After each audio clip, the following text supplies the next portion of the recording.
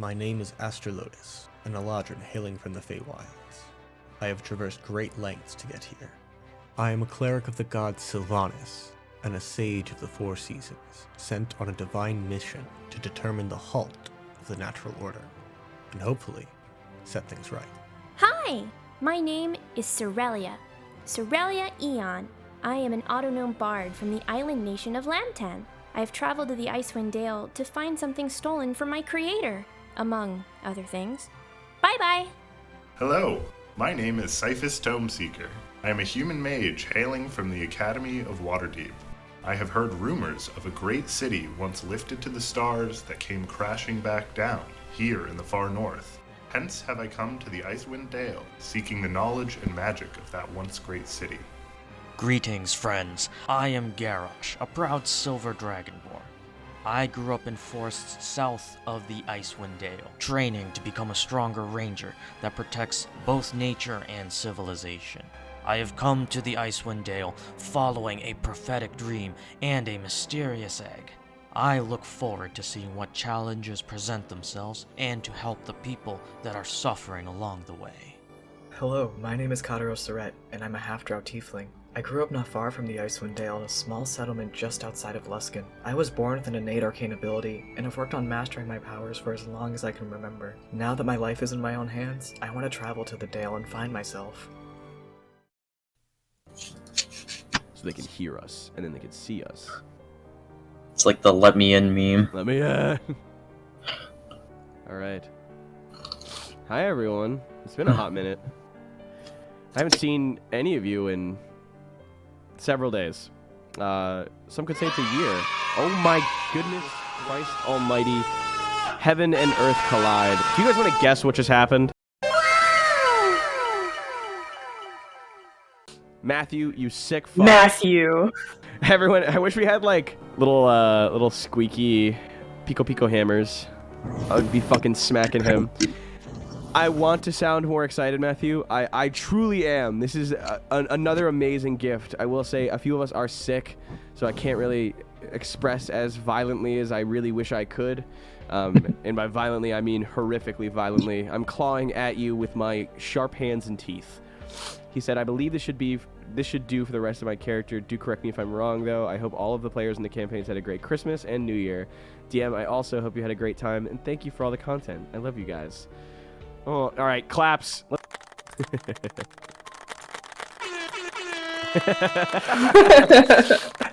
Matthew's eventually. We're gonna have to carve Matthew's name on the fucking board below. Matthew was here, signed with several dollar bill signs.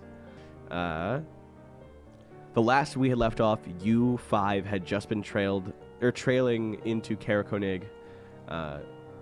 You had narrowly evaded a troll attack along with some crag cat attacks, but nothing to worry about. As you arrive in Karakonig, it is violently cold. It is nighttime, but you know, what's new? It's later in the day, and you can see not much in the cold blindness of night. But as you approach, you do have the option to continue on. You can see the path that diverges and clearly leads to off in the distance to where you had seen the giant mountain before, or you guys could stick around in Karakonig and find somewhere to stay. If anyone wants to... I'd actually say only really Nick has the option to give me a history check and see if he knows anything about this area, if he'd like to. Other than that, you guys... Yeah, let's see what I've heard. Alright, go for it. Tell us, tour guide. Oh, I think I will tell you. That is a 19. Oh, damn! Karakonig and Cair Dinival sit on the Lac Denshire. You know that this place, just like Cair Dinival, is relatively small. If you were to give it an ice or a snowflake rating, especially critical of everything it's got here, you'd say they're reasonably friendly, but also like relatively no shit. They will kick you out or get angry at you if they don't like you or you do something to piss them off, but other than that, they're like kind of easygoing. They have all right services. You know that this is where people go to get, or at least one of the places people go to get guides to the Kelvin's Cairn. And as for comfort, it has some really good accommodations due to the fact that it's a very high touristy area, if at all, for like thrill seekers. The heraldry is a whitefish silhouette rising from the center of a dark blue field, which has a white border on all sides, but its bottom. The fish signifies local fishing trade, and the broken border represents the snow and the harbor surrounding the town. I do believe last night you guys were planning on naming, or the way here you were thinking of names for this dog, but it doesn't necessarily have to come to you as soon as possible. As you guys arrive, however, do you guys stop, or are you going to keep going? I should have clarified. Whether you stop or continue going does determine whether or not you're really stopping in Cair Konig. Is anyone ready to take a break? I'm gonna be honest, I don't remember our plan. You guys were heading towards Kelvin's Cairn to retrieve a adventurer, or a group of adventurers traveling with a mountain guide. And as it stands, the mountain guide's husband has let you guys know that he's been gone for too long. Or not for too long. His dog had returned Boy, if you remember. And Boy never leaves his side, which means something is wrong. Keegan sent you guys up to check on them and said that they have some kind of base camp, or usually have a base camp around the base of Kelvin's Cairn. You've yet to be to Kelvin's Cairn. You have no idea what this place looks like. Yeah. Well, did we take a long rest last session? I think that last session it was like you fell asleep for the night and woke up in the morning to leave. It's been like a full day since your last full rest. And it's nighttime now, so those of you without dark vision, how are you feeling? Oh, I'm like not great. I mean, I'm healthy, but I don't have dark vision. Nor do I. Yeah, I don't think I do. Bing, bing, bing. Just on the highlights. I mean, I'm an autognome, so maybe I do, and I just don't have it written down. I don't think I do. I am one of the people with dark vision. I can see fine. Yeah, I guess our big question is, do we want to travel in the Icewind Dale at night? If you feel comfortable with us guiding you, we can keep going. If not, let's wait till morning. Probably should wait. Be safe. All right.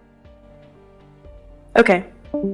As you guys arrive in Cair Konig, and there's a general discussion amongst the five of you and it comes to an agreement of, let's stay the night.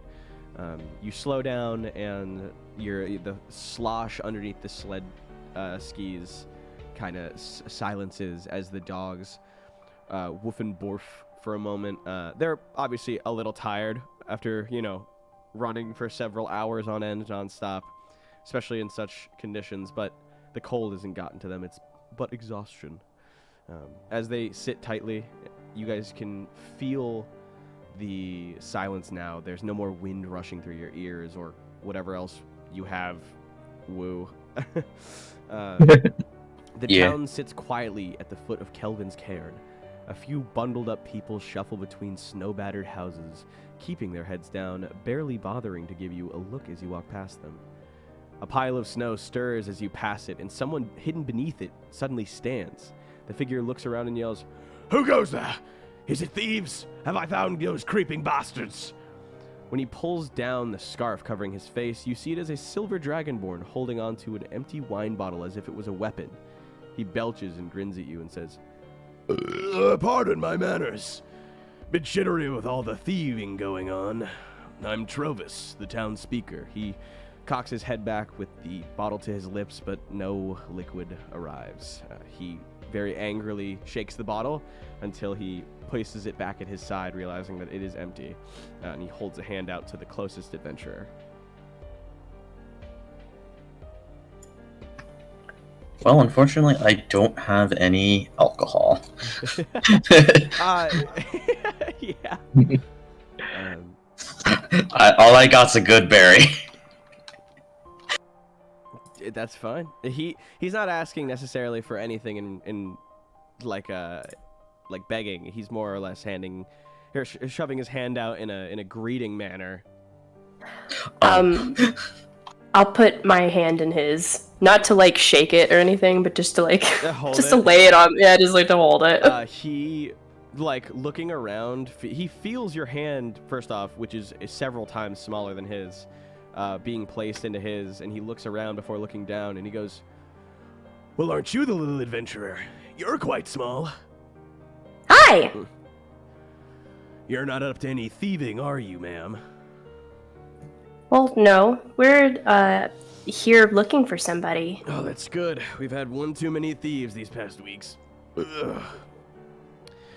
It not help a thief to just outright say that they were here to be a thief? Like if they were asked, would it not Stop, you're make hurting them my head. Oh, he like grips his temple for a moment. I don't think I'm the one that's making your head hurt. You say there are lots of thieves about. Is this unusual? Quite. The town has had some thievery troubles. No one's seen anything, really.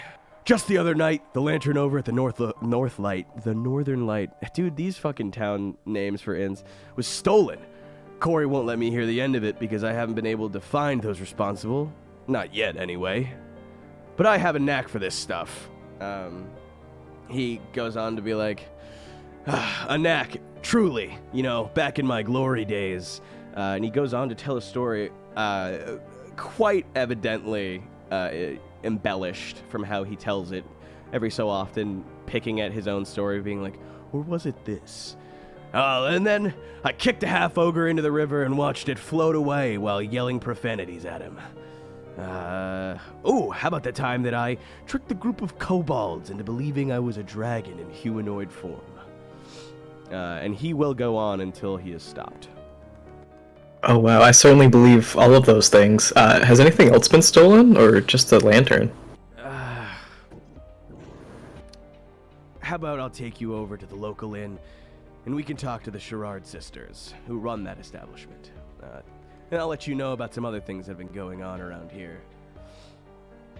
Kataros will look back to the group if we want to diverge and kind of get everyone's feelings. We were looking for a place to stay the night anyway. Yeah. As you guys are walking, he goes into a little bit of a tangent, talking about, like, at first his stories, but he delves back into the discussion of thievery. And as he talks, he brings up several points of the matter. Well, just the other night, a color-switching magical lantern was taken from the local inn. The sisters who run it are crushed. It was one of their main attractions in this dim place. And he taps his clawed finger for a moment at his chin. A pair of goats, stolen from a local tavern, and, it takes him a moment once more as he once again reaches for a bottle that is empty, and then finally, that's right, a small sack of pearls carved into decorative beads.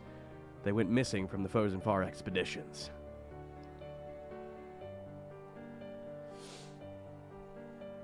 You guys finally make it to the inn. And this inn is relatively comfortable looking. The Northlight Inn or at least you can see a chain swinging for one where once held a magic lantern, now evidently gone. And as you walk in, it's empty. It's more empty than most bars that you visited.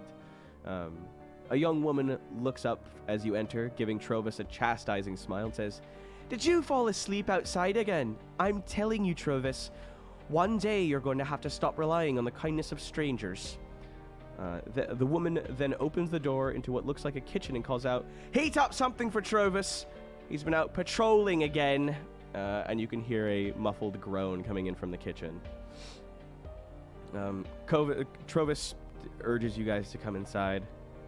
And if you like, you can sit for a moment or ask any questions you have on your mind. There's also some nice food that's being served here, if anyone's hungry. Aster will ask, do you think that there is any connection between these thefts? Any through lines, any commonalities between what was stolen, or any suspects?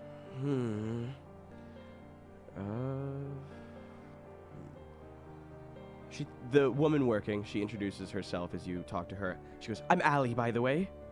And she shakes your hand. Her hands are really warm for, like, being out in the ice cold, but you assume that being stuck in the tavern has left her, somewhat room temperature. Pardon my informalities. You're my name is more Aster. than fine, honey. Aster, you said. Yes. It's nice to meet you, Aster. And she takes your hand. Well, if you want my opinion, I believe that there's dwarves. We're at the base of Kelvin's Cairn. There's some tracks that were made by dwarves somewhere around here, at least from what I've seen.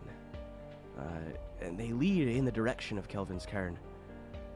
I assume that, with the endless winter coming about, the dwarves have been desperate for food and ale. I can't really explain why I think this. It's just in my gut, And you can see the interaction is interrupted as her sister walks out. The kitchen door swings open as a stern-looking woman enters with a steaming bowl of soup. She places the bowl in front of Trovis and says, "No dwarfs did this. Someone would have spotted them, caught them. No, there's something more going on. Besides, what use do hungry dwarves have for a lantern?" The two silently bicker for a moment before turning back.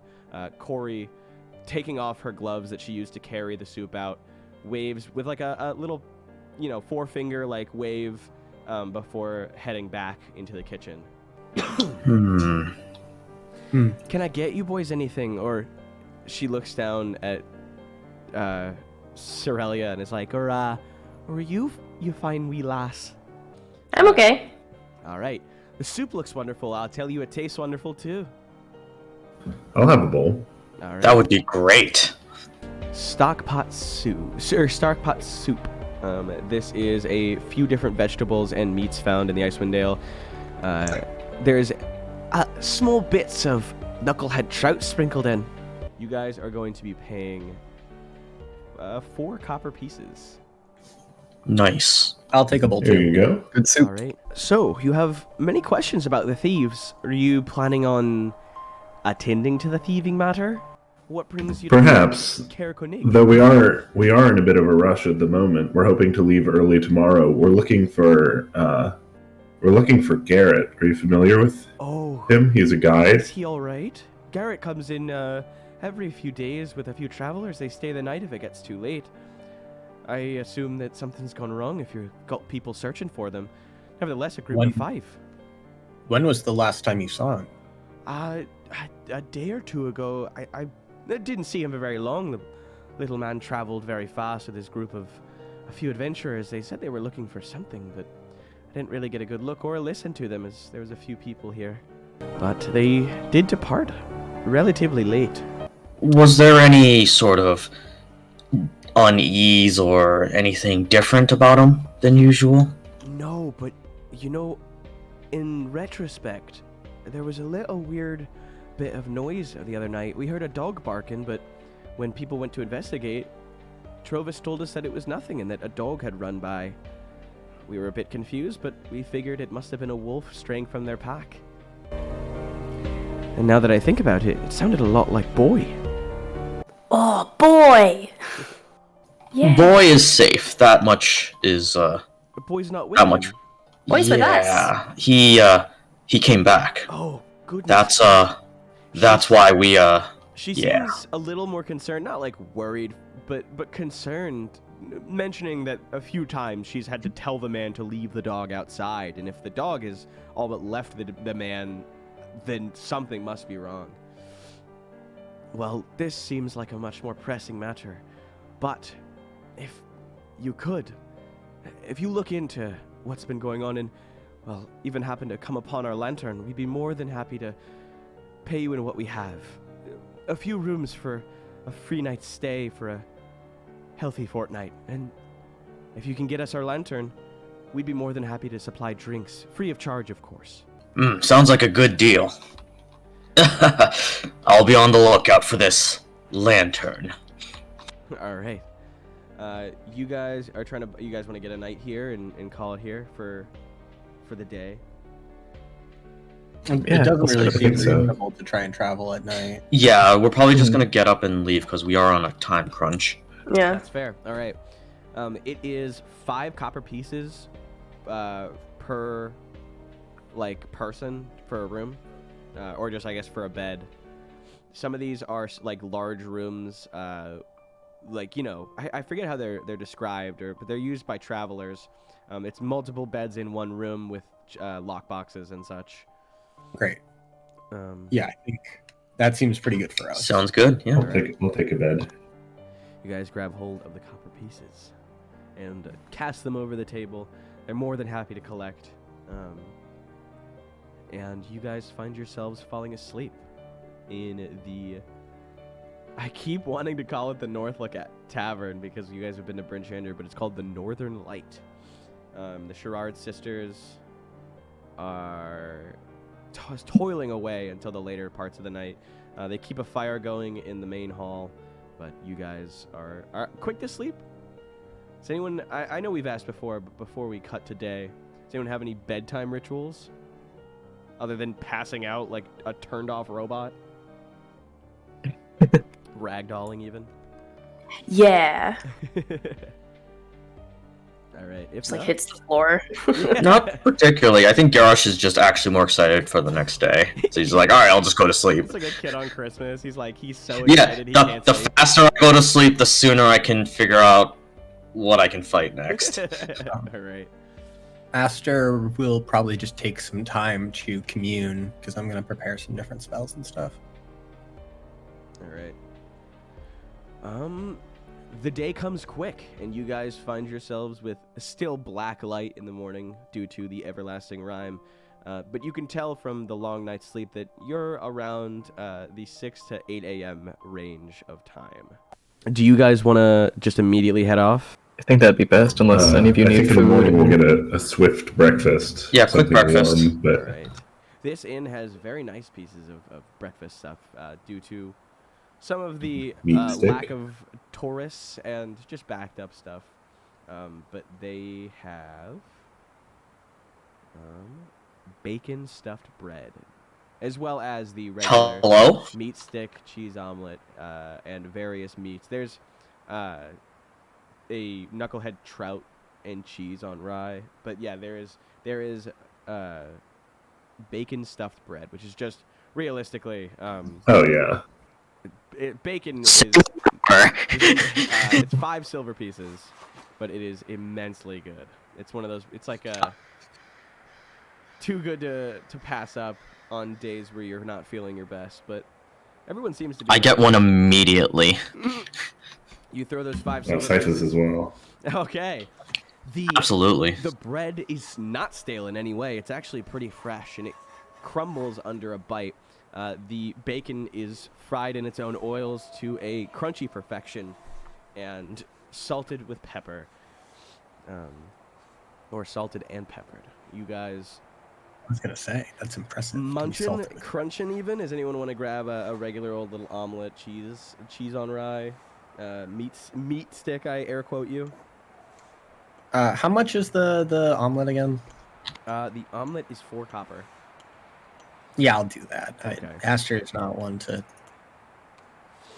All right. I've lived a long enough life. I'm sure that I'll You're not one for... come across this again.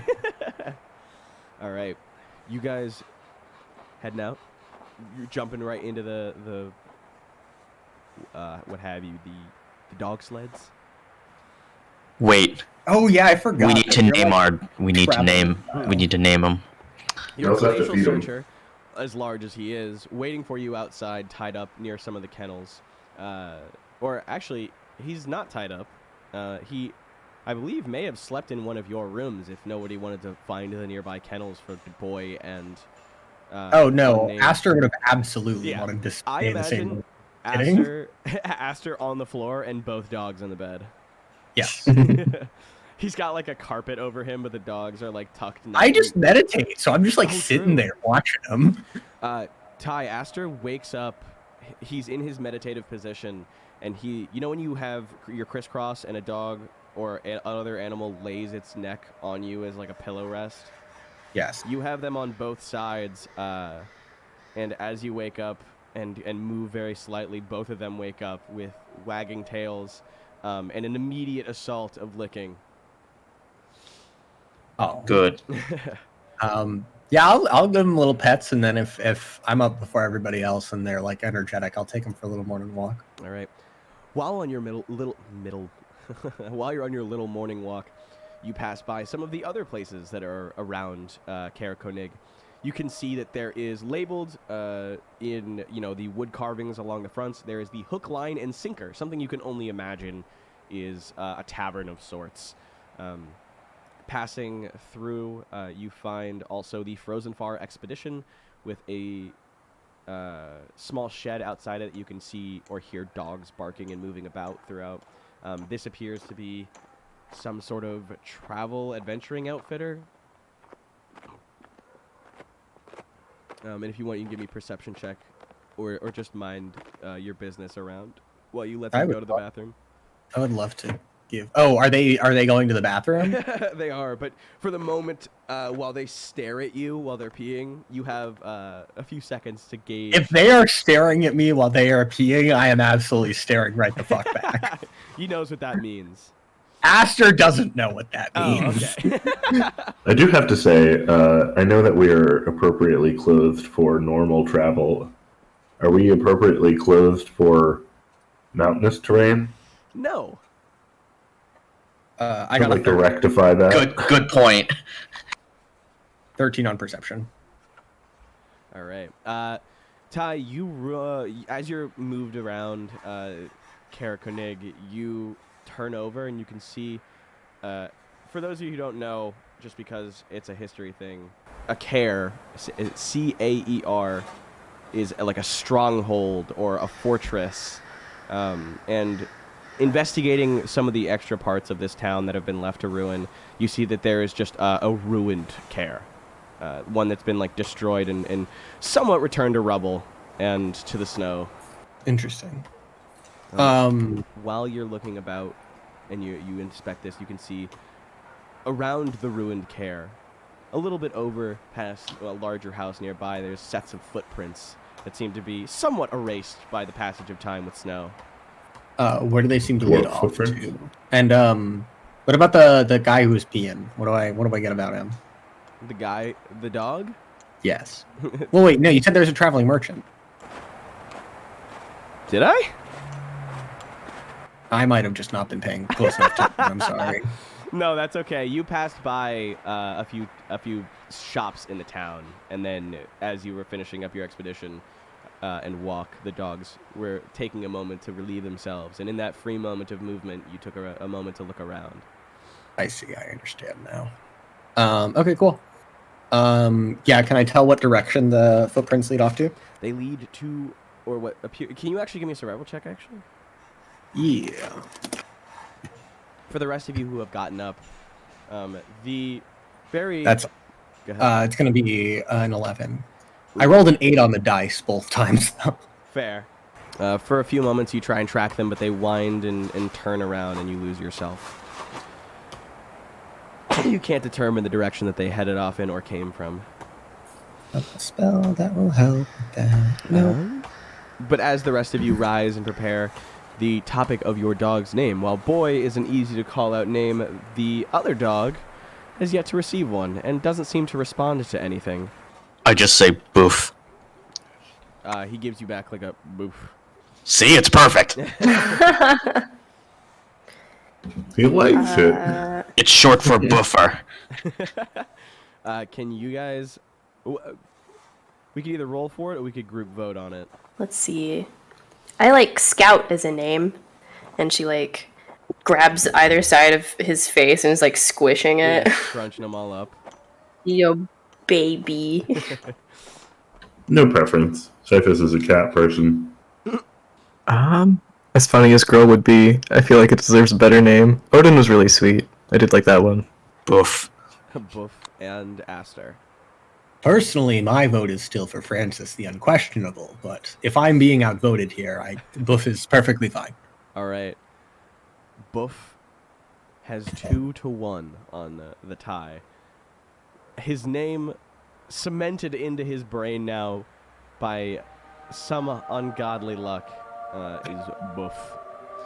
And how we spell that, we'll figure it out. But every time you guys say his name, he retorts in kind with a woof. As he should. Excellent. Would you guys like to purchase anything before you guys leave? Cyphus would like to seek out the outfitters to Yeah, get we some need- warmer clothes. Climbing supplies too, don't we? What would you guys like to grab? Are we actually going to have to do climbing, or is it just steep terrain? It's steep terrain with ice. You guys do have your... What are they called? The ice shoes. Snowshoes, but... Yeah, but we probably still need, like, what is it, pitons and crampons? What are they called? Crampons. Right? Yeah. I'm not a climber in real life, so I don't know. Crampons, actually, I believe you did buy crampons, not snowshoes.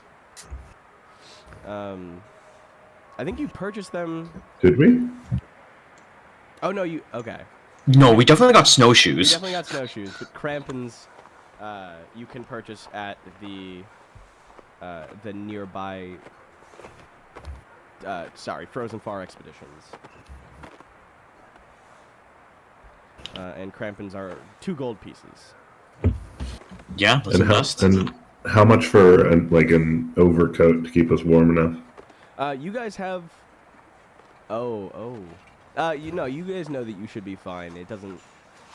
It is going to be windy, but nothing that's going to, like, blow your mantles off or any of the clothing you have on. You should be alright. Okay. If you'd like to, you can also buy certain kits that can help you with other variants of problems that you'll come upon climbing with a climber's kit.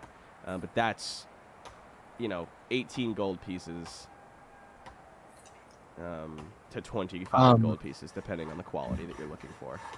Do we have Cyphus will settle for a set of crampons. Cyphus has 50 feet of rope, Okay. but I will get some crampons, please. All right, 2 gold the pieces. train 2? Okay. Best be safe. Okay. Yeah, I'm gonna grab the shoes also. Sounds Child-sized. good. You got the tiny shoes on.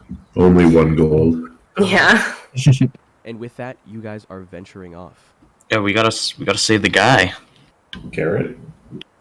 Garrett, yes. Or whatever his name was. Hopefully, That Boy was will so lead important. us right to him. Oh, yeah. Oh, we should have taken something of his to give to Boy to find the scent. He knows his master's scent. All right, you guys are going to head using a group survival check to make it to the base of Kelvin's Cairn. I'm sorry. Base survival. It is going to take you a... Oh, no, actually, you have... Sorry. It is it's more so your travel there. The search for the base camp is almost not existent. So what do we got for survival checks to make it to Kelvin's Cairn? I got 18. I got 16. Ooh. One more? You got a 7. Ooh. I got 19. Perfect. That's just enough. Damn. The 3 of you Phew. leading the party, occasionally carrying both Cerelia and Cyphus in certain situations. Cyphus, old man wanders off every so often. Not actually. Need a child leash for him. You guys find yourselves at the base of the mountain, and Boy takes off as soon as you find an open clearing, in which now you guys can see base camp. You see 2 tents pitched in the snow near an icy outcropping that acts as a natural windbreaker. Between the tents is an overturned sled, still harnessed Still harnessed to the sled are 5 howling dogs. Boy's I compatriots? Like to cast Speak with Animals. Yes. Okay. You cast Speak with Animals, and you may now speak with animals for the next 5 hours, or next hour for these, and you will now be able to talk to these 5 dogs who all are like, "Oh, I'm so hungry! Oh my god!" We have oh my food for the God. dog, right? You have. We did get a bunch of food. You did get 10 pounds of food, I believe. Absolutely. Is someone keeping track of that? I believe whoever's taking care of the dogs can. But you had 10 pounds of food, and at the start of the day, you fed both Boy and Boof. So you Boof. lost around 2 pounds each. You're looking at 6 pounds of dog food.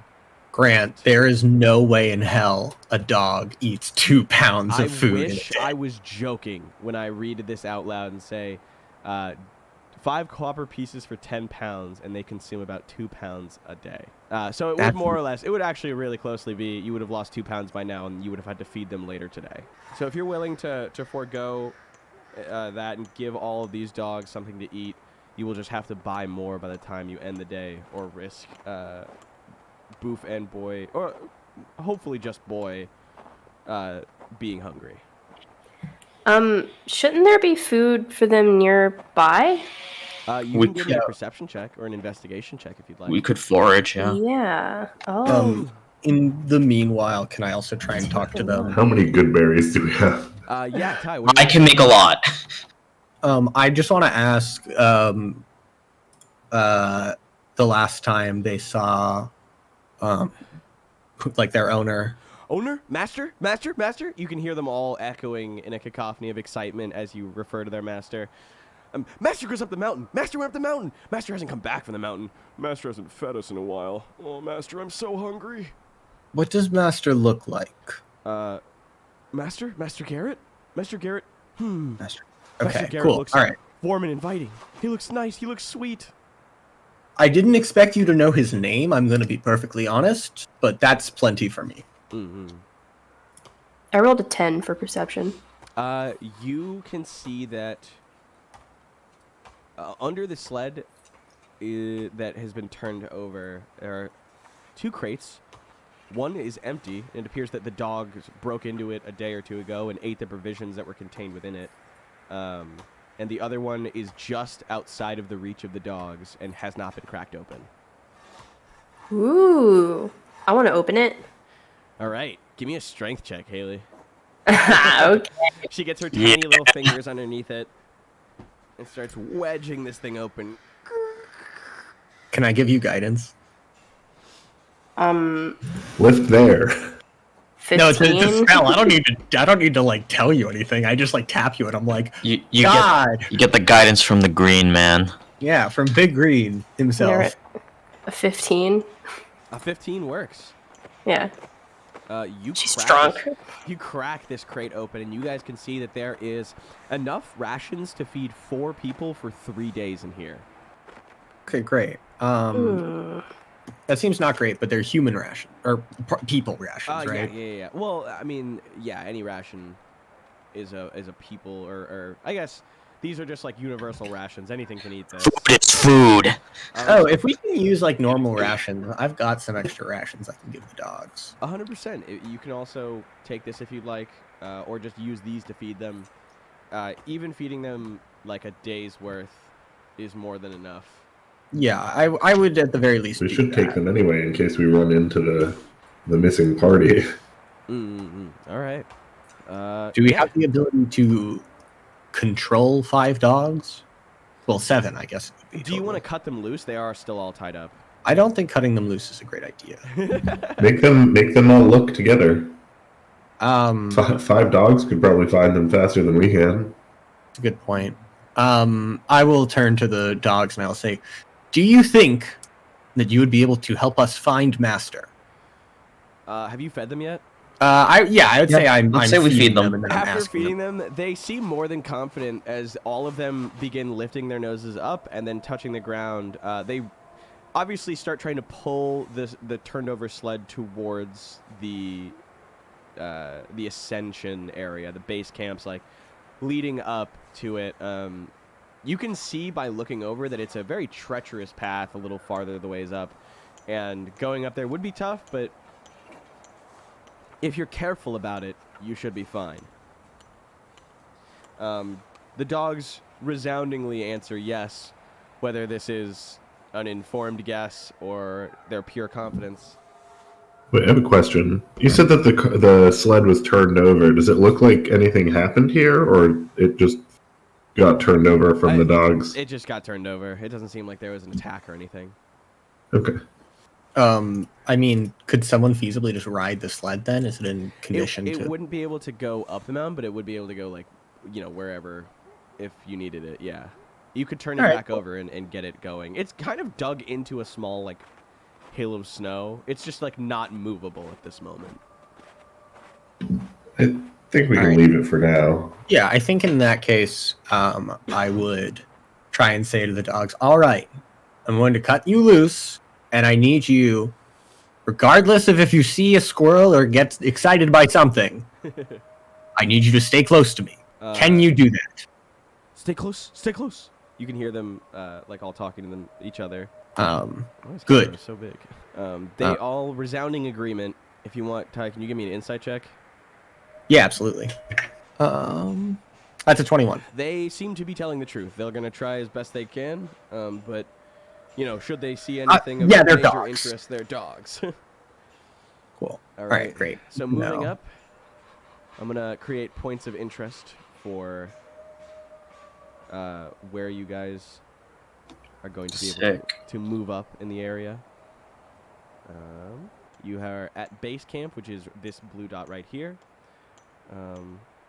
And you are going to try and make it all the way to the other blue dot. Which isn't actually that hard. With all the crampons and the equipment that you guys have, this is not a breeze, but it's definitely easier than doing it in the worst conditions ever. And although this map may lead you to believe that there is some sort of light, there is none. Or at least none so far. So I must ask, do any of you have any interest in lighting a torch or being guided by the dark vision of both the dogs and your companions? I could put up some dancing lights too to help people in the backseat. Absolutely. That would be incredible. I also have a candle. Torch seems also like a good idea just in cases. All right. So what are we going? Who's lighting a torch? Cyphus has torches. He'll light one. All right. Cyphus has lit his torch. And it's not impossible to keep lit, but as long as you're not throwing this thing around into the ice, you should be set. And I take him for a smarter man. You guys are heading up Cairn, and the first thing that you guys encounter while heading up, you hear Boy not growl, but Boof is slow behind him, and the other dogs are kind of mixed throughout. The howling winds, blowing snow, and slippery ice make the treacherous climb horrid. Ahead of you, you see 4 mountain goats perched on a large rock formation around which you must navigate. They are all bleating loudly as you guys are like passing them, and as you draw nearer, they kind of look to you in a like meh, and like rearing their heads like a get out of here, and preparing to charge you, vainly. They're feigning a Can charge. Aster still speak to animals? He can. He's got a few more minutes on it. Kataros looks at the goats and goes, "Oh, they're so cute." Aster, what are they saying? Get the fuck out. They're politely asking us to leave. Oh, well, and we'll then be out of your hair soon yell enough. back. Fuck you, you goats! Make me! Ooh. All right. Aster saying "fuck you." That's funny. It's pretty funny. All right. You guys are heading up into the second most part, which is just a little over here. Can I get perception or survival checks real quick?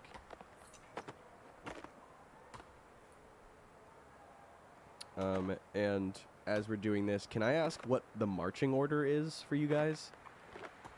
Perception 18, and I'm in the front. Okay. Hundreds of feet up the mountain, you come to a glistening white expanse of packed snow, and as you're about halfway across it, you hear a loud crack from higher up the mountain, followed by a rumbling noise as the ground starts to shake. It's an avalanche, and you guys are immediately aware of this. Can I get initiative orders? Oh, you want us to like roll initiative? Yeah.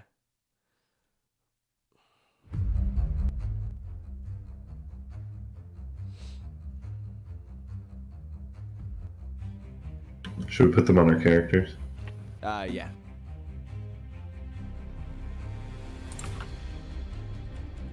Oh my god, the text is so big. You know what? Let me make it Actually, small. There we go.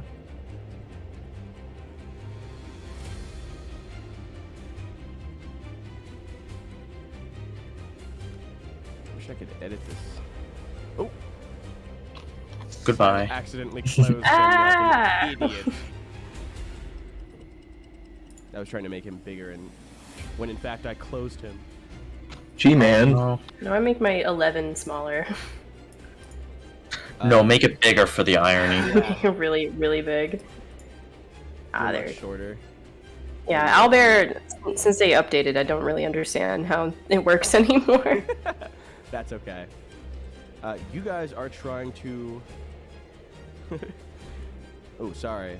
The avalanche has started 500 feet above you guys and is sweeping down to the base of the mountain 1,000 feet below. It's going to move 300 feet on the initiative order 10, and then another 300 feet on 0. So at this moment, you guys need to travel... Ooh. Or find a way to avoid this avalanche. All of the dogs, whilst obviously wanting to stay close tie, break off out of the initiative order and make their advance to the opposite side to avoid this oncoming avalanche. Let's see.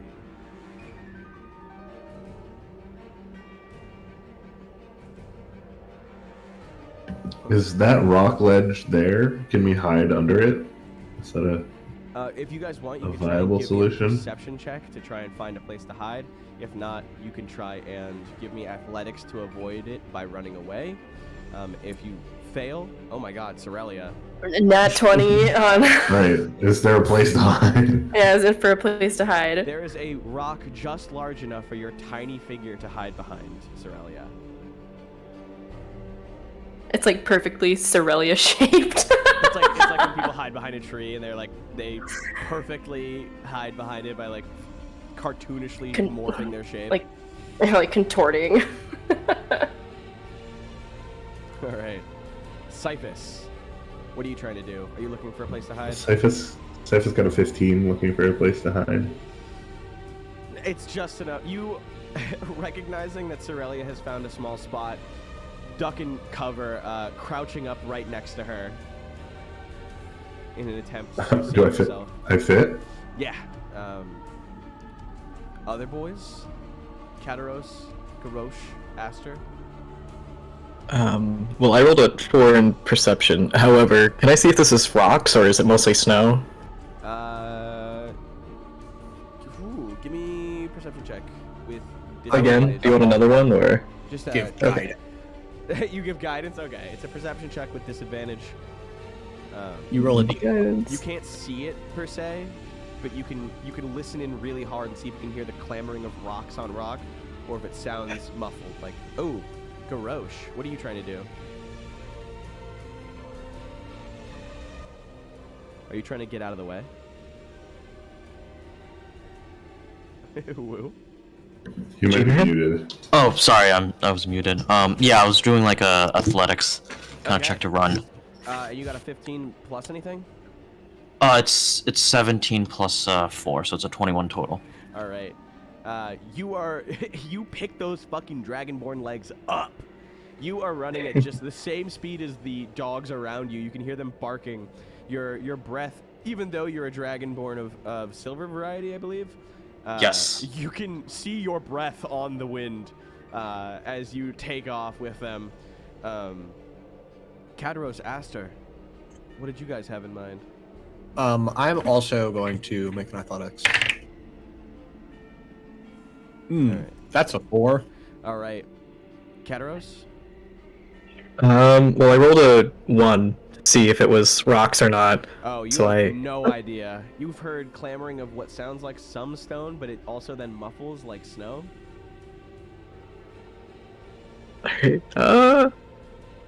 Is there enough room for us to dodge out of the way?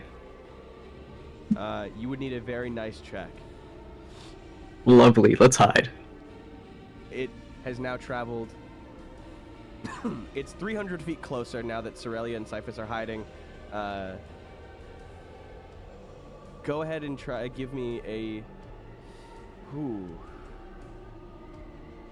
I would say dexterity saving throw for the unless for you, Ty, too, unless you have an idea. If you want to try and dive out of the way or find somewhere. Yeah, anything that isn't a dexterity saving throw would probably be the best chance for me. Uh-oh. So dex saving Second throw. death. Yeah, would I be able to try? Can I roll perception to hide, or would it be stealth? You would need a little bit larger of a check now, but I'll let you try. Oh, for perception? Okay, that's yeah. fine. That's 12. Oh, okay. Can you give me a strength saving throw? Yeah. And Nick, what did you get? Or what are you rolling? I was gonna try and hide somewhere, see if there's anywhere else I can. Dex saving throw.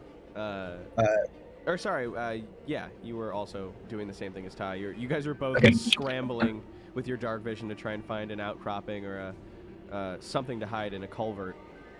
Ooh, that is a 5. All right, can you also give me a dexterity strength saving dexterity strength, listen to me. A DC 15 strength saving throw. Okay, cool. I fail. I got a 9. So. Oh no. All right. Nick? That was for the dex saving throw. Oh, okay, so no. You guys are both going to take a D10 of damage. Ty, your damage is 3, and Nick, your damage is 6. You're taking that much bludgeoning damage. Oof. And you guys now are trapped in snow. You are blinded and restrained with total cover. And for the next few minutes, you guys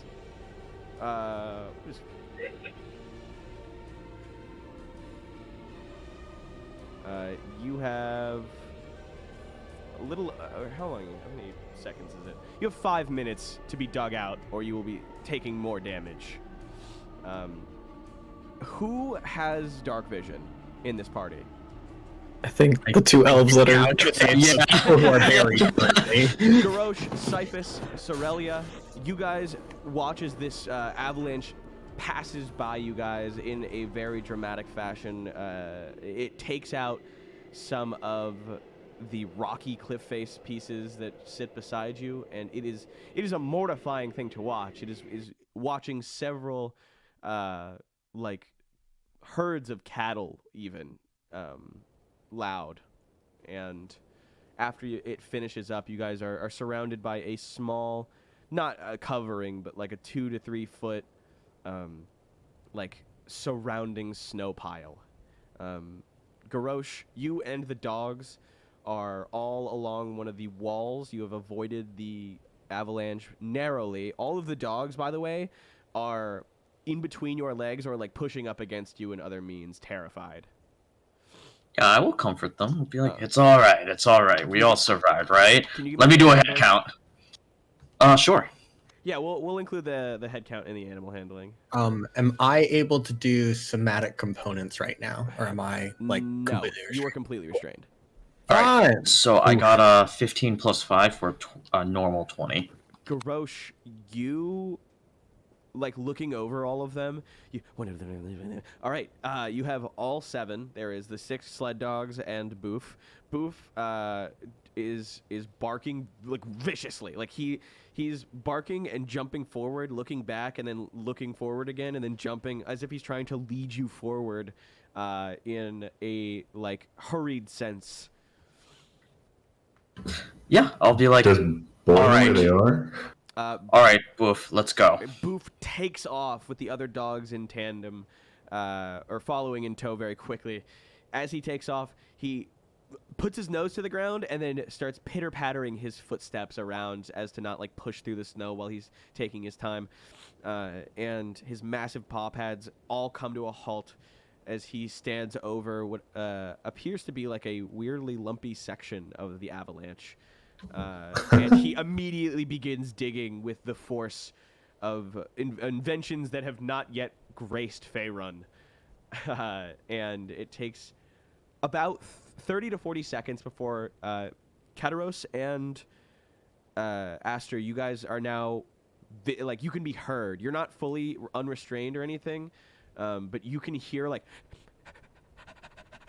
a panting and sniffing of a dog above you. Can I use my thaumaturgy? I'm not doing 3 times as loud, just like enough to not be super muffled to encourage him to keep digging. Absolutely. What do you? I'm still just yelling.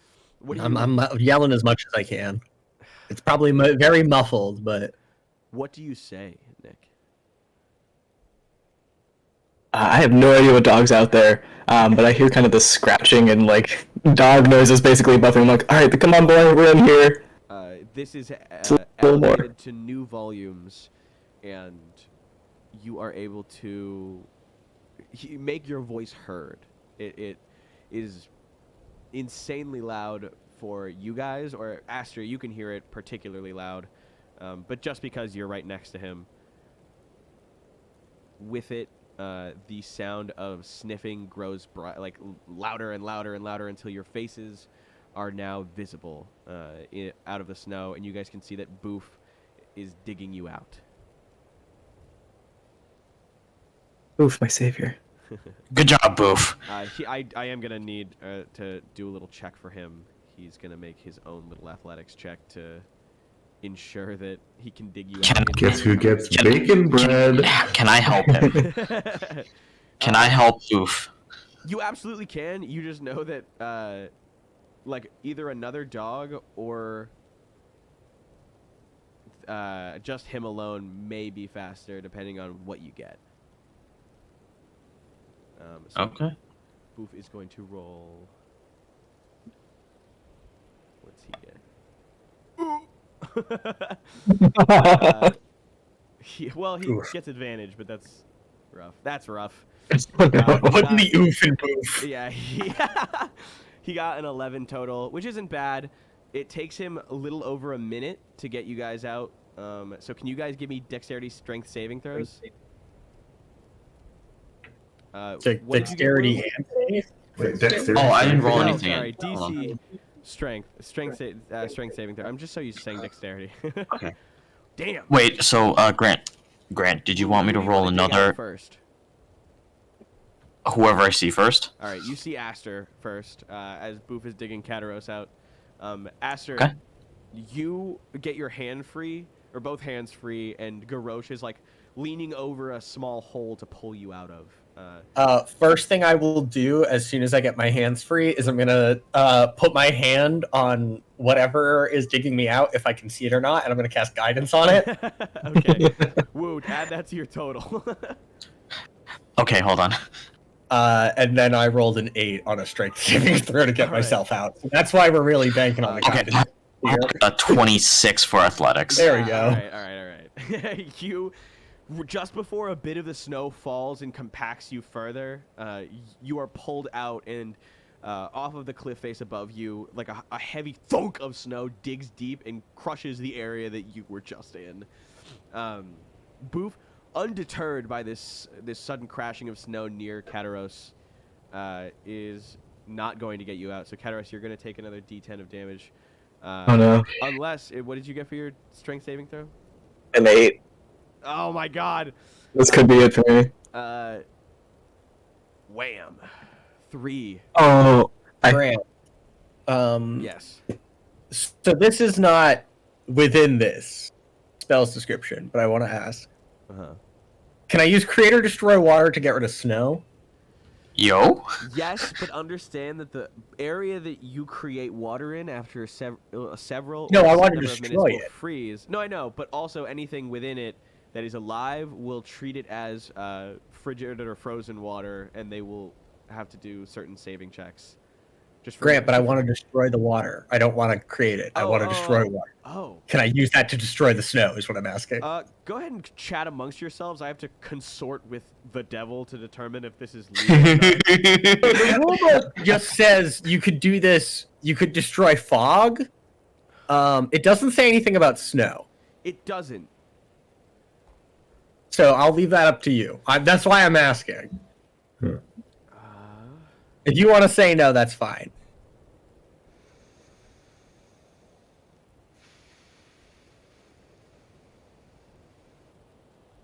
I'm gonna go ahead and say yes. Fuck yeah, dude. All right.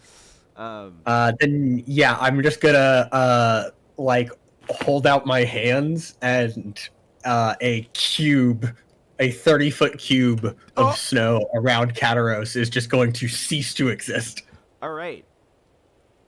30 feet of snow and ice cease to exist for the moment, and for all of 5 seconds. It's not for a moment. I just destroy it. No, I'm saying for a moment. All snow around you doesn't fall, and it is you are in a bubble of nothing. Like there's no snow around you. There's no snow falling. It's like if the rain wasn't falling around you. You can see it everywhere else, but just around you guys, you are free.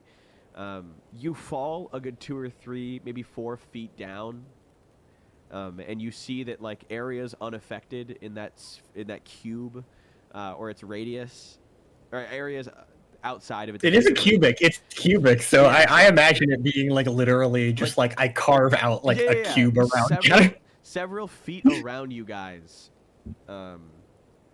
Are now completely like removed of snow, and there is walls now of 2 or 3 feet up where the snow picks back up, and the dogs, all running over or who were not nearby, or no, I guess all the dogs had recovered. Cerelia, Cyphus, the area around your rock is now completely devoid of snow and ice, and you can stand up and not have to stand up to the snow or try and get on the snow. You are on a just rocky surface now. Perhaps a bit excessive, but it did serve our purpose. Was this before or after the damage? This is after. Okay. Yeah, Kataros is very hurt. Pull out. Yeah, are you two okay? I'm fine. I'm fine. Looks at Kataros. Yeah, that's Kataros is like half dead. I mean, I do have another spell slot. I could cure your wounds if need be. It's okay. I can cure my own wounds. Thank you, though. I forgot that you also are doing or have heal you bits. Healy wheelie automobile. Cool. I cast Cure Wounds on myself, just kind of like put my hand on my own chest, and he's back up. Go ahead and give yourself the healing, and you guys can carry on. The dogs don't seem to want to go further, but they are barking because they can smell him. They smell something. I mean, I'd like to keep going, but... Are they barking towards the summit? Like where? Upward, up the mountain to the next area. Okay. How easy will it be for us to get up there now that there's like a sheer wall of snow? It's a sheer wall of like 4 to 5 like feet. Minecraft style? Yeah. Well, it's hey, it can't be 45. It can be at most 30 feet tall. That is the range of the spell. Yeah. I mean, yeah. All right. You guys gather up. Does anyone want to try and get the dogs to come? Obviously, Boof is willing to come. And Boy is willing to come, but the rest of the dogs seem too nervous to leave. I think that's probably fine. We should just tell them to stay. Okay. If you tell them I'm to stay, assuming... they will like move farther down the mountain. I'm assuming my speak with animals is up. Yeah, as you're like giving them instructions, they do the dog thing where you say something and they tilt their head one way. That makes sense. This would be so much easier if I could just do that constantly. Anyways, yeah, I mean, if we do need,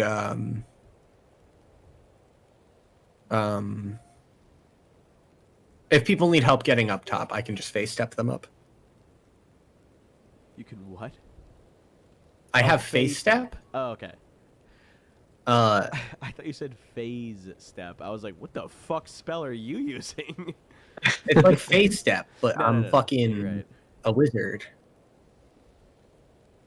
from the future. All right. Do we press on? Yeah, seems good to me. All right. I think so. Go ahead and move up to that next dot for me, guys. I don't think I want to. Yeah, no, you do. That sounded. Ominous Oh as man, hell. I forgot that I pre-made all the fucking things. I forgot to put the fucking goats over here. Goat! I'm leaving them over here. Fuck you, goat. That's why he's called the GOAT! The goat! Alright.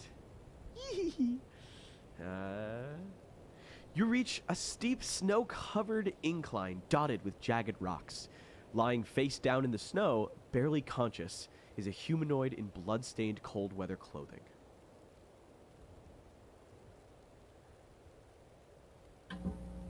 Like in tatters, or is it like It's just someone got dead? stroked? Oh, Okay, let's go check him. Yeah, I'm gonna. Yeah. Alright. You grabbing hold of him? Anyone want to do a little medicine check on him? I will just start by touch and spare the dying Okay. because it's a cantrip. Yeah. He doesn't seem to like really react from it. But you can tell by like moving him around that he is alive. If you guys want to give him a medicine check, whoever has the best medicine, or if you want, you can just give him a moment. It's Or probably hit him. also me. or hit him. Man, I have been rolling poorly. It's an 11 on medicine. All right. You. Cyphus has great medicine. I can check. Okay. Yeah. Aster. We'll roll horribly. Never mind. What did you roll? I rolled a 2, although I have a +5. It still makes me worse than. Yeah. No, see, that's the thing. I have a +5 also, so I did the same goddamn thing. I just roll a 6. Both Oh of my you are God. giving each other the like, I'll handle this. Only to like look at him, and you can't seem to find anything wrong with him. Cerelia, what'd you get? I rolled a 9. Are we all just rolling medicine checks now? Yeah, you're all. I have You're a- all like Airplane the movie. You're like, let me try. Whoosh, and then someone behind you. Yeah, it's grabs like- one, let me try. Whoosh. Let me get a second opinion on this. Garosh, what'd you get? That's a 13 total. Let me try. Whoosh. You know what? For the fucking sake of the bit, Kataros. Kataros, you got Kataros. Oh, I got a 15. Yeah. Oh, yay. How do you wake him up? Just, whatever you do seems to crack him out of his sleep, but what did you do? I just kind of like gently take his face in my hands and stare at him for a second, and then give him a little shake. You're like, guys, let a professional Give him a do little this." kiss. And then his head shakes just a little bit. His hair barely tussles, and he goes, oh my goodness, I'm alive. Thank you. We loosened it.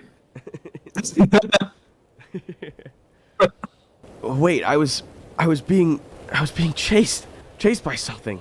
Can I get perception checks from everyone? Yeah. He like kind of notifies you, and he's like, it's still around.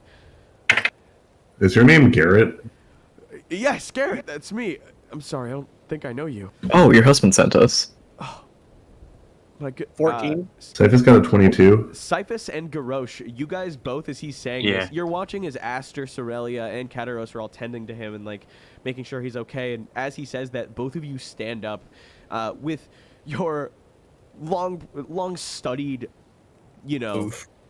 Oh yeah, well the dog is still just with you guys, but Cyphus, through studying it at your college, you do know that there's methods of which hunters, specifically hunting monsters, use to ambush their prey.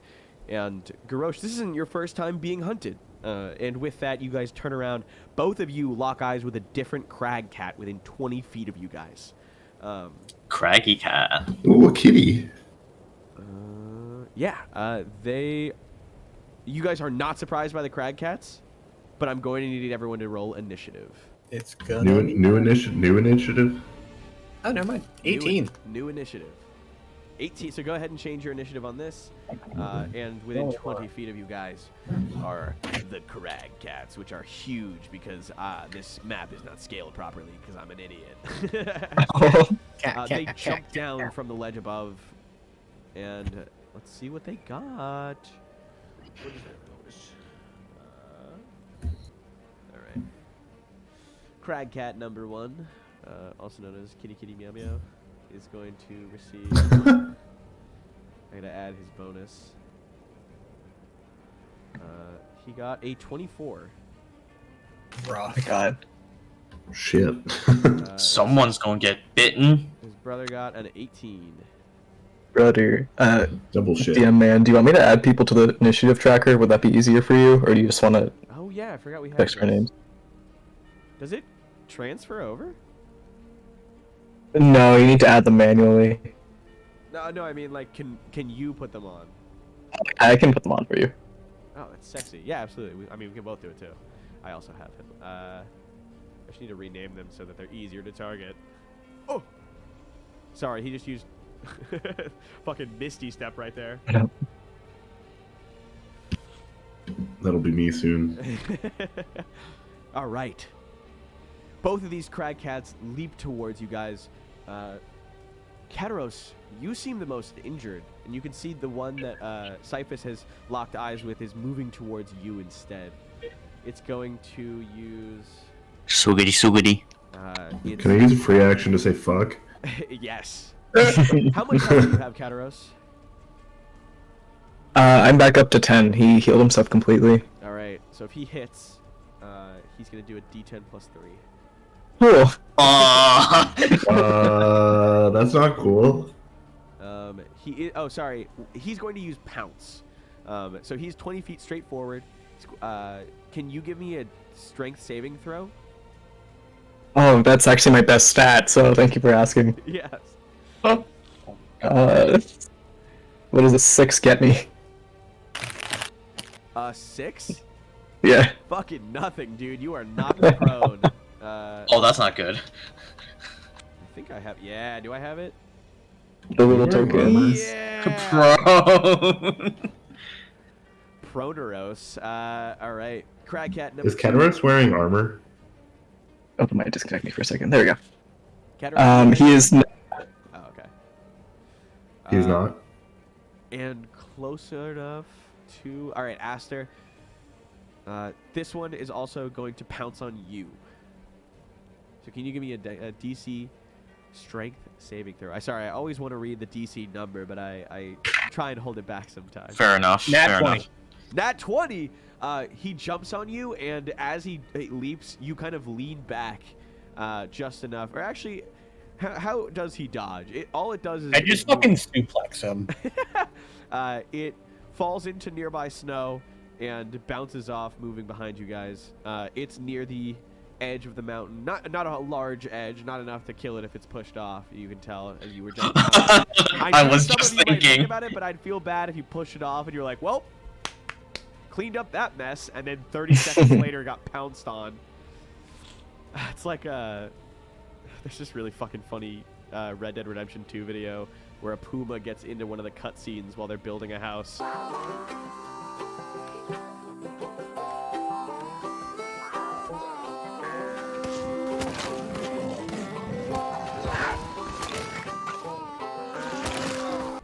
That shit is fucking hilarious. Anyway. Next up. Hilarious. Should be me. Yeah, is Aster. I would like to channel divinity. All right. so both of them have to make a wisdom saving throw or be charmed by me. All right. The DC is 13. They have. It's a wisdom, you said? Yes. Their bonuses. Cragcat number 1 gets a 14. Damn. They have a +2 to wisdom? Oh, 21! Yes. Dude, what the fuck? It is immense. Damn. They immediately turn both to Aster in anger as they like shake their heads a little bit. They also have. Oh no! You said it's an area effect, correct? Yeah, it's just within 30 feet But of yes, me. they do have large bonus, which is some bullshit. All right. Next up in the setup is, I believe, Garosh, who's muted. I think. Yeah, I'm thinking. I think I want to go ranged for this.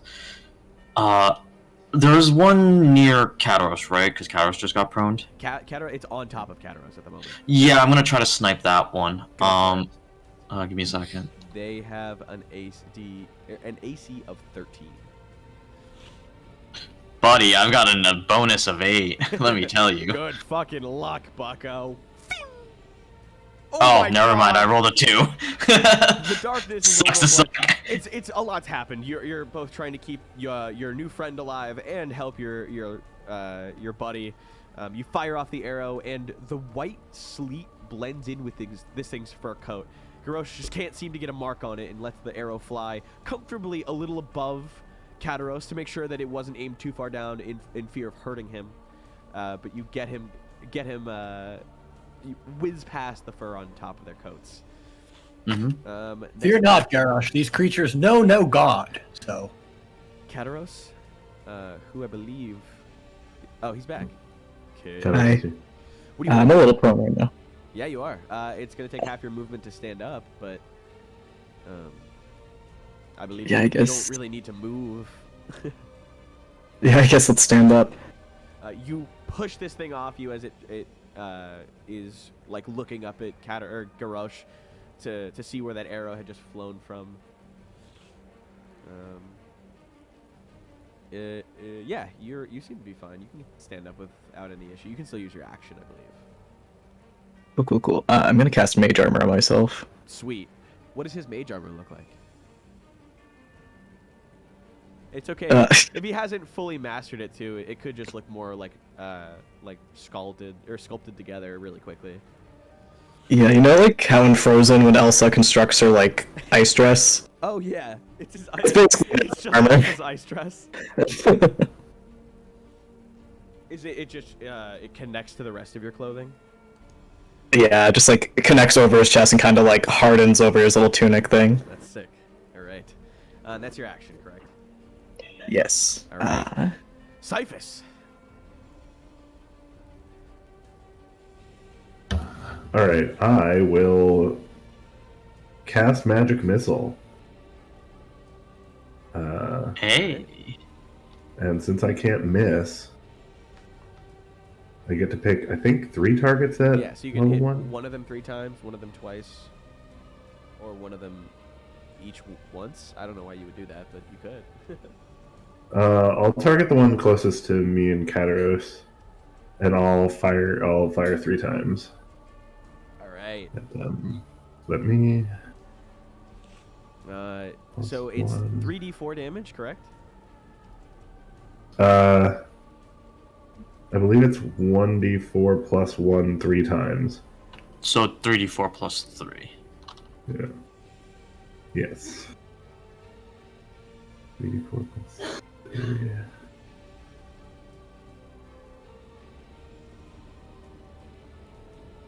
That would be 13 damage. All right. And you said to the one closest to you, correct? Yep. So they're both like a fair distance. I would say just if just to select one as a target, the one closest to you would be the one between you and Garosh. You fire off at Cragcat number 2, and his missile. They're relatively just like bright burning balls of red. But if he's long since studied magic, does he have any form for these that he prefers? I think similar to normal arrows or crossbow bolts. These bolts fly off at a blinding speed. They light up the area for a moment as red flashes of lightning. And this thing is taking how much damage? 13? 13. I will not miss a fireball. All right. No fireball. Positive affirmations. Let's see. I guess I'll use Dissonant Whispers on Cragcat 1, because 2 fell down, right? 2 tried to jump along at Aster and didn't connect. Okay, so 2. Now it's between me and Garosh. Oh, I thought it fell down. No. It's just along the edge of the mountain. Ah. It's close enough that we could push it off, but Grant was telling us that wouldn't do anything. Yeah, it is not a probably large not. drop below. Yeah. I'll go after Cat 1, because that's the one that has already been attacked, right? Cat 2. Cat 2 has been attacked? Yeah, Cat 1, Kataros didn't attack, he just cast Mage Armor on himself. Oh yeah, he's not. Okay. Alright. What does she want to do? Alright, well, what's the then I'll meanest- do Oh, okay. I was gonna say, what's the meanest thing you I'll can do Cat think 2. of? Worst insult. Go. The only reason why you're so upset is that you're lonely and you're lashing out. Oh shit. Yeah, I'll give you a +1 to damage if he doesn't save. It is single target, correct? Yeah, spell save DC is 12. For wisdom, correct? Or charisma? Make a wisdom saving throw. Okay. So this is more annoying. I'm sorry, but you notice something magical about this Cragcat. That magic that you're trying to force upon him seems to have a less of effect than most things you've fought now. He has some sort of advantage or predisposition to resisting single target spells. Damn it. So he's gonna get advantage on his D20 plus 2 saving throw. So he got 16 total. Okay. On a failed save, he's just gonna take half. you take 3. So you take 3d6 on a failed save, but when you do make the save, you just take half of whatever that damage is. So go ahead and roll. I'll give you a bonus 1 point of damage, simply because I thought that you were funny. And go ahead and give it to us. 9. So we'll cut it at 5. You're hitting number 2. So 6 or 5 damage, 6 damage. Yeah, number 2. You hear it whimper and groan in pain as it tries to shake the voice out of its head, and it looks around a bit nervously as the other one growls to try and get it back in line. It is now their turn once again, I believe. You were the end of the turns. Yeah, I think that's everyone. Oh no, I've gone too far. The Cragcat number 1 is, now that he's standing just before Kataros, he's going to use his claw attack, and with he's +5 to hit. Kataros, what's your AC? Now at 14. No! He got a 20. He's going to deal his D8 of damage. Jeez. +3. Hey, lay it on me. I'm waiting for it to roll an 8, and Kataros just gets 1 shot. Oh, he does not have advantage. Please. Oh my god. He slices at your chest and throws you, not to the ground, but almost to your knees. The blood dripping through your chest is starting to soak into your cold weather clothing. Oh. It roars at you angrily. And No, he drops. the second one is going to attack Garosh. Garosh, it Bite me. lunges at you, and with its open mouth attempts to bite you. Does a 17 hit? Yeah. All right. He's going to do his D10 +3. If I could get back to the owlbear. Is Kataros unconscious? He's, yeah. He is going through it. God damn. 13 damage. It bites a hold of your waist and like near your thigh, almost at your hip, and it almost crunches through your hip bone, but you're quick to attempt to pull away and remove it. You don't let it sink its teeth any further, but 13 damage is a hefty sum, It takes a good chunk out of your leg, or upper thigh, I should say. Before pulling back. How much? Are you good? I'm worried about you guys. It's just a flesh wound. It's fine. Okay, good. All right, Aster. Aster, see if you can heal Kataros. You have spare the dying. I was talking. You might be. Yeah, I was gonna say. Okay.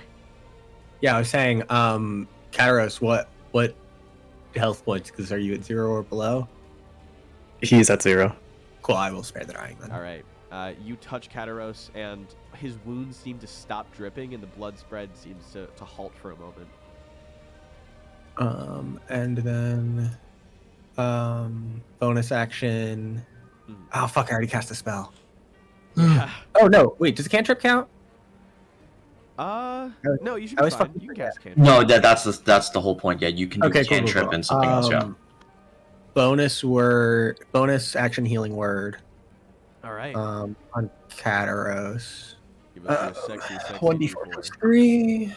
You get 6 back. Damn.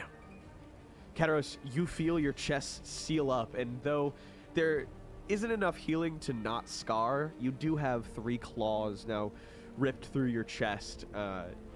It heals up just enough to void the damage done, further damage or bleeding out. You can stand next turn, or I guess on your turn, but you're not back to full. You can't feel you feel a little hollow at the moment. It's like getting 3 hours of sleep. And then can I just, as a free action, shout "fuck you" at the crag cats too? Absolutely. You do not have Hey! to ask me to say things. I mostly like animals, but you guys suck. Some goats, apparently. Aster really doesn't like goats. Fuck goats. They think their antlers are better than mine. All right. Oh, Garosh. I see. All right. Well, I gotta make up for my blunder from last one. I'm gonna target the one that's already been injured because I'm gonna thin the horde, the horde of 2, and I will attack again with my longbow. All right. Okay, that's just 13. 13 hits, dude. I'll fucking. Oh, fuck yeah. Slam him. Give me your damage, bro. All right, 1 second. 7. To 1 or 2? Crackhat 2, because I'm trying to. All right. The arrow Focus sticks fire. into his shoulder, and his beautiful snow white fur starts to dye a crimson Actually, red. So Grant, when I hit him, I would like to use one of my abilities. Actually. Okay. Yeah. What do you want to use? Yeah. So I'm using the Tasha's version of Favored Foe. So effectively, on hit, I can basically call on my Bond with Nature to mark it as my kind of target for a minute, and basically concentrate on it. And basically, anytime I hit it now, the first time I hit it every turn, it's going to take an extra D4, just flat extra damage. So this includes this hit. So let me roll the D4. A number of times equal to your proficiency bonus. Okay. Is it after a long rest? Okay. Yeah. Yeah, and so this is one of my uses, and it's just gonna focus on this crag cat, and that's gonna take an extra 2 damage. Sweet. It digs in a little farther. You can see like a magical glow about the arrow as it digs farther into the bone and spurts out larger gushes of bright red blood into its snowy white fur. Now kind of painting it like a target. Following that is Kataros. You stand up. You still don't have any move. You've been getting fucking knocked down, stand up, knocked down, stand up. I get knocked down, but I get up again. All right. What would you like to do? How's Craig Cat 1, the one right in front of me, who knocked me down, looking? He looks almost as though he's not been touched. Everyone seems to be focusing on his friend, and he's just stalking you and Aster at the moment. Alright, I'm lighting him on fire. I cast Firebolt. Go for it. Praying for you. You can hit him. You can do this. God. He yells out some words in Inferno, and that is a 12 to hit. which I don't think does it. 12 does not hit. You guys are. It singes fur. It singes Plus fur. 1 to the counter. Yeah, +1 to the Kataros counter. Afterwards, the firebolt like digs into the snow behind it, and it looks back at the firebolt, and then looks back at you, and it almost like, did you mean to do that? Look. Quick question: Is Bardic Inspiration a bonus action? No, I believe. Wait. Yeah, no, it is. is. It is. It's No, bonus. You're right. We should be doing that. Yeah. Sweetie, the whole bit of bards is that. Yeah. All right. Okay, nice, good stuff. Just trying to be helpful. Cyphus? Uh, Don't you fucking. Cyphus will throw a firebolt at Cragcat too. God. Go for it, dude. Fucking Beyblade him. Let it rip. Believe in. Beyblade him. Believe in the heart of the firebolt. Come on. That's a 15 to hit. 15 hits. Thank Christ. You've broken the curse. I guarantee you next fireball that you throw. Is this how the Red Sox felt? Yeah, I'll deal 1d10 damage. This is 04. I deal 3 damage to Cragcat too. Alright. You smack the firebolt on him, and it burns off the fur on his forehead. You know that picture of the Chihuahua or whatever dog it is that just has, or it's like a Maltese or something that they shaved just the top of its head. It's like bald. That's so specific. I'm dead ass, guys. Okay. God damn, what am I gonna do? I feel like we're kind of struggling. I kind of want to use Bane, Okay. but I wonder if you can try. I can use it on both. Up to 3 creatures of my choice that I can see within range. And they do have a spell saving throw or no? Charisma saving throw. Ooh. I will That might be Alright, better. That might be good. Who's bleeding? Garosh is bleeding. Oh, yeah. Garosh. What is it? Yeah. How does she procure it? I should ask. Yeah, I'm gonna run over and just like swipe my hand against this leg that's bleeding. Like, thank you. Okay. Does Garosh flinch? No. I'm gentle about it. Give me Don't a worry. Constitution No. saving throw. Do you flinch? Does it hurt? It's like someone after hearing, oh, I've got a sunburn, smacking directly on your sunburn. I just need 1 drop. It's not like I need like a whole handful. Oh my god. All right. Yeah, up You're to gonna 3 make creatures. Advantage, charisma saving throws, Yeah, charisma saving throw. which is mega gay, but. So, it's -1. What makes it so cool? So they're gonna take -1 to.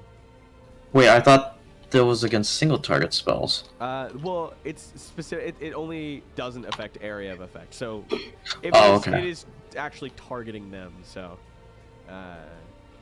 or I guess it's not like a cone or an area of effect. So, No, it's like a specific target. All right. So, Cragcat number 2 rolled -1 at the highest, a 17. So he's not going to suffer from it. And Cragcat number 2 rolled a 16 or 17. Sorry. So they are also going to resist it. What the fuck? They're just so charismatic. Yeah. They Alright, are well, magically inclined. That was incredible to watch. Buckley's cat. You slew out another insult, and they seem to be less responsive to it. Do you want to use your bonus action to give someone bardic inspiration? Yeah, who wants it? I'll take it. Who wants Okay, it? Yeah, give it to Garosh, Garosh. you got it. I'm trying to put the deeps in them. All right, so +6 to whatever have you, and we are back up to top of the round. Cragcat number 1 is going to go ahead and use Claw on Aster. Aster does that's a D12. 20. A 12 hit. No. All right. Ooh. Garosh. Does a 7 hit. No. Wow, you didn't even need to give them Bane, Haley. They fucking sucked at this. Both of them. Yippee! Yay! Their clawing attacks. In character Cerelia going, yippee! Like it worked, but it didn't. I mean, as far as we know, in world, it did. Yeah. Aster, go ahead. I mean, I think at this point, I'm just gonna fuck them up. Go for Do it. it. Who are you attacking, 2 or 1? One is the one that's been hitting me, right? Yes. It is also the one that is most damaged, correct? No, that is 2. Hmm. 2 is very bloodied. 1. I will get I will take an opportunity attack on me if I go after 2, though, right? You're correct. Well, So I'm just gonna go you for attack it with a physical attack unless you have a ranged attack. No, I'm gonna fucking hit this thing with my hammer. Go for it. Oh, I don't assume a 9 hits. No, it does not. The crag cat Goddamn. jukes out of the way of this incoming hammer, and you feel it fall into the snow below. Next up is Garosh. Listen, there's one thing I am as a warrior. It's consistent. I'm gonna shoot Cragcat 2 again. Go for it. It hits. That's a 22 to hit. Give me some damages. Alright, watch this. Okay, that's an 8 total damage, including the mystical bond of the favored foe. How does he execute this crag cat? He just, Garosh will just kind of sidestep, just draw the arrow, look at it, and just go right into the side of its head. Alright. You hear the as the arrow whistles through the air, the few feet distance between you, and you hear a distinct crack of a skull. Cragcat number 1 immediately falls to the ground, and Me too. bloodies the snow around it. You guys see that Garrett, hiding behind Kataros, has now decided to make a move and is moving over to ensure the Cragcat's death. The other Cragcat seems to make a motion of looking both at Garrett and at the rest of you, and then to behind itself.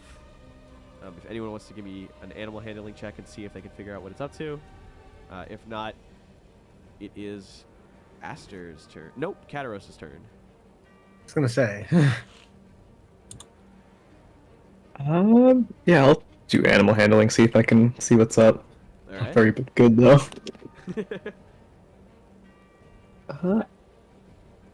That is a 14. 14? Yes. You can tell that this Cragcat is debating on dipping out, on if it should leave.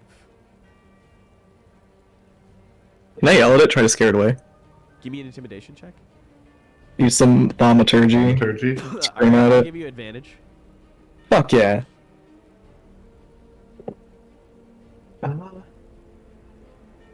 First one is a 9. Is it what? Oh, second one's a 19. Let's go. Let's go! 19? Yeah, absolutely. This Cragcat, unless everyone wants to still attack, the Cragcat, its hair begins to stand up and its body lurches back and it turns around, clearly going to make an effort within its next turn to escape. After Kataros, Cyphus, Cerelia, you both can do something unless you just want to forego your turn and let it run away. You can tell that it's trying to leave. Is it likely to come back?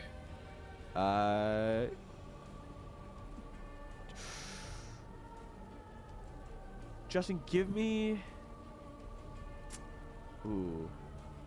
I guess either animal handling or survival. You're going to call upon your little knowledge of reading about animals.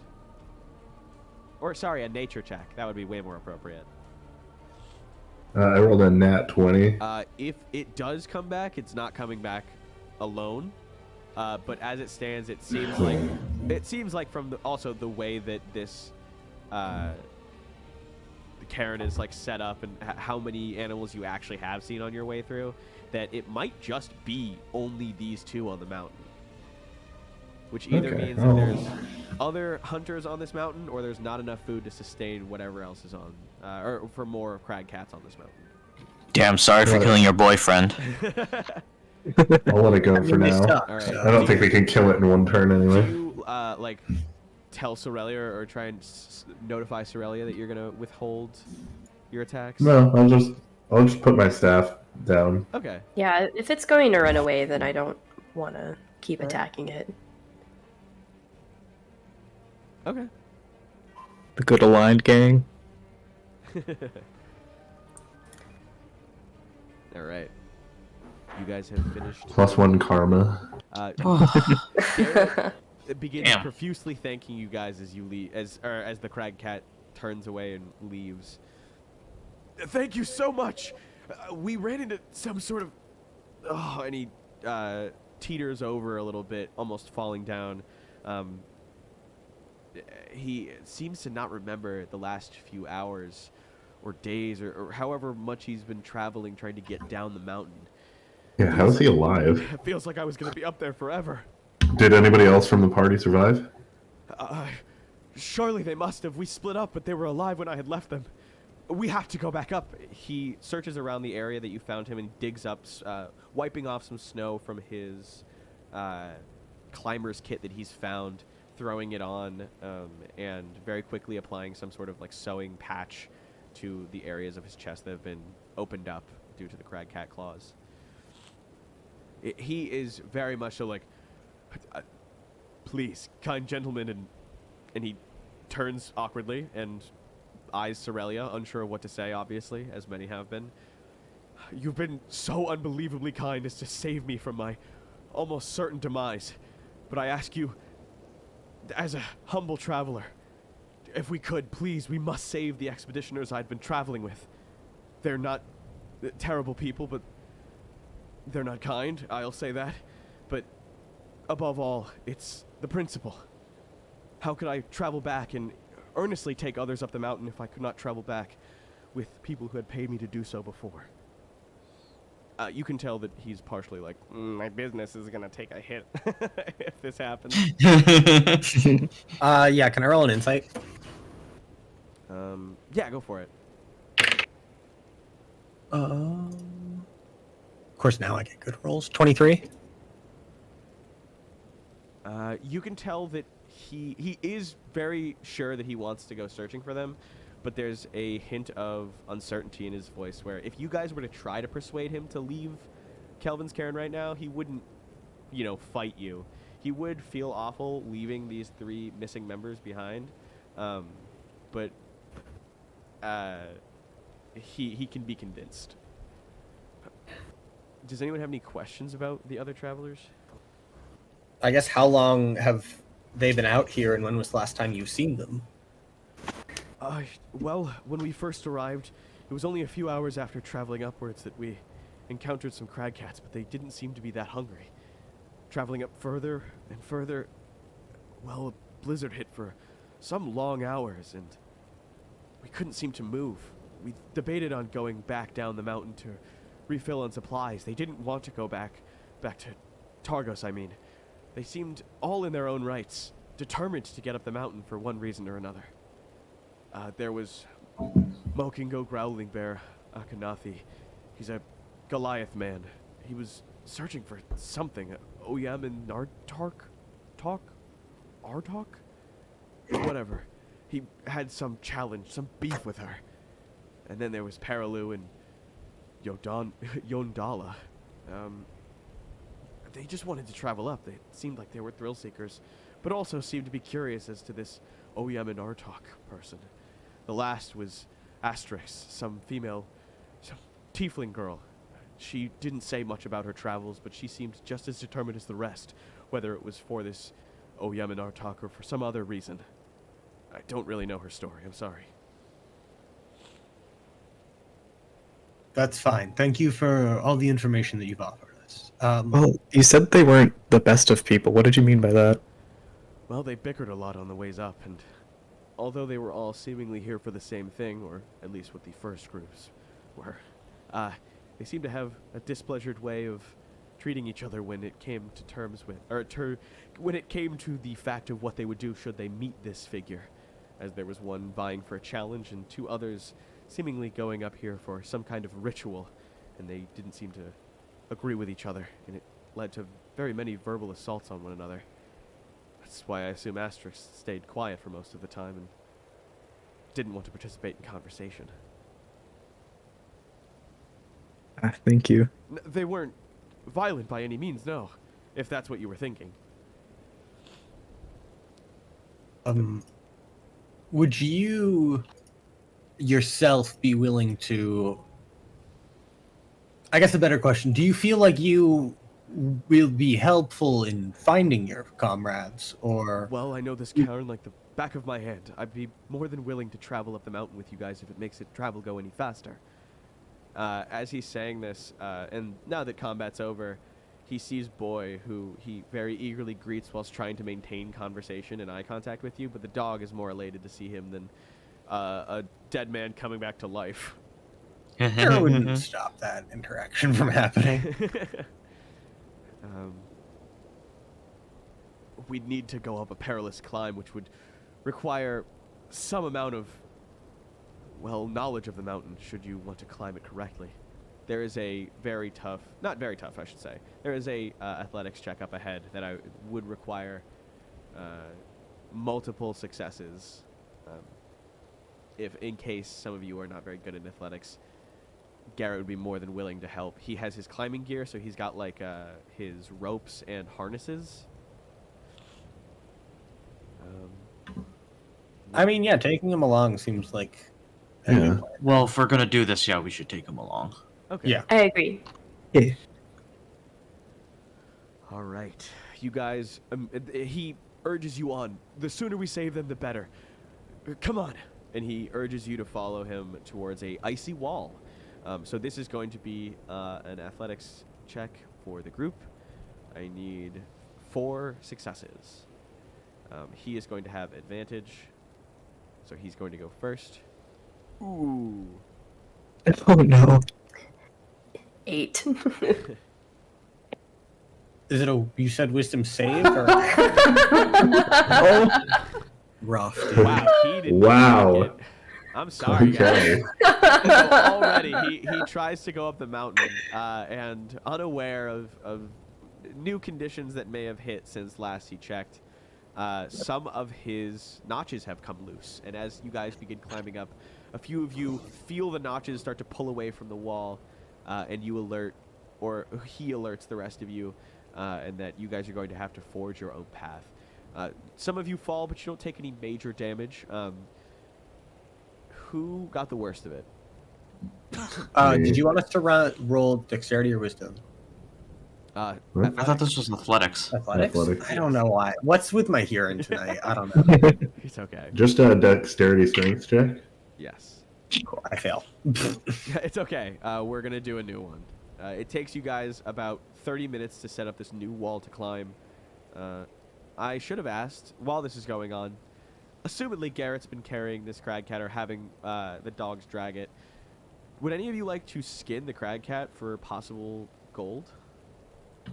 Oh yeah. Yeah. I'll let you guys use sleight of hand or survival. And I'm going to calculate how much this fucking thing is going to give you. I will roll survival. Go for it. Ooh, I'll roll sleight of hand with an 18. Okay. I only got 13 on survival. That's okay. You begin cutting in Cerelia's metal fingers. Push your large dragonborn fingers out of the way. She's like frighteningly skilled at it.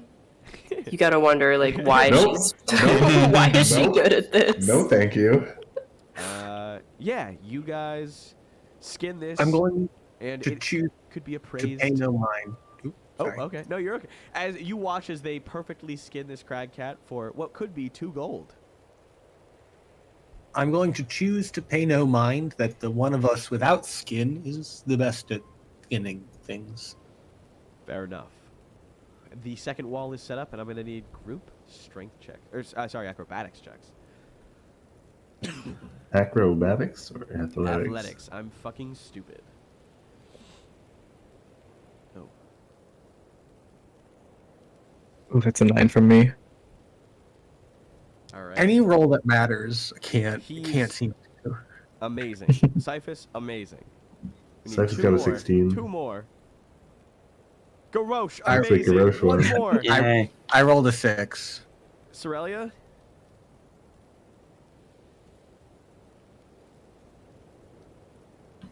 I was muted. I rolled a 6. Oh my No! So we have 6. Oh, we are not good at 6. climbing. Maybe Aster and Cerelia can do. You know, in Emperor's New Groove when they're walking up the cliff back to back.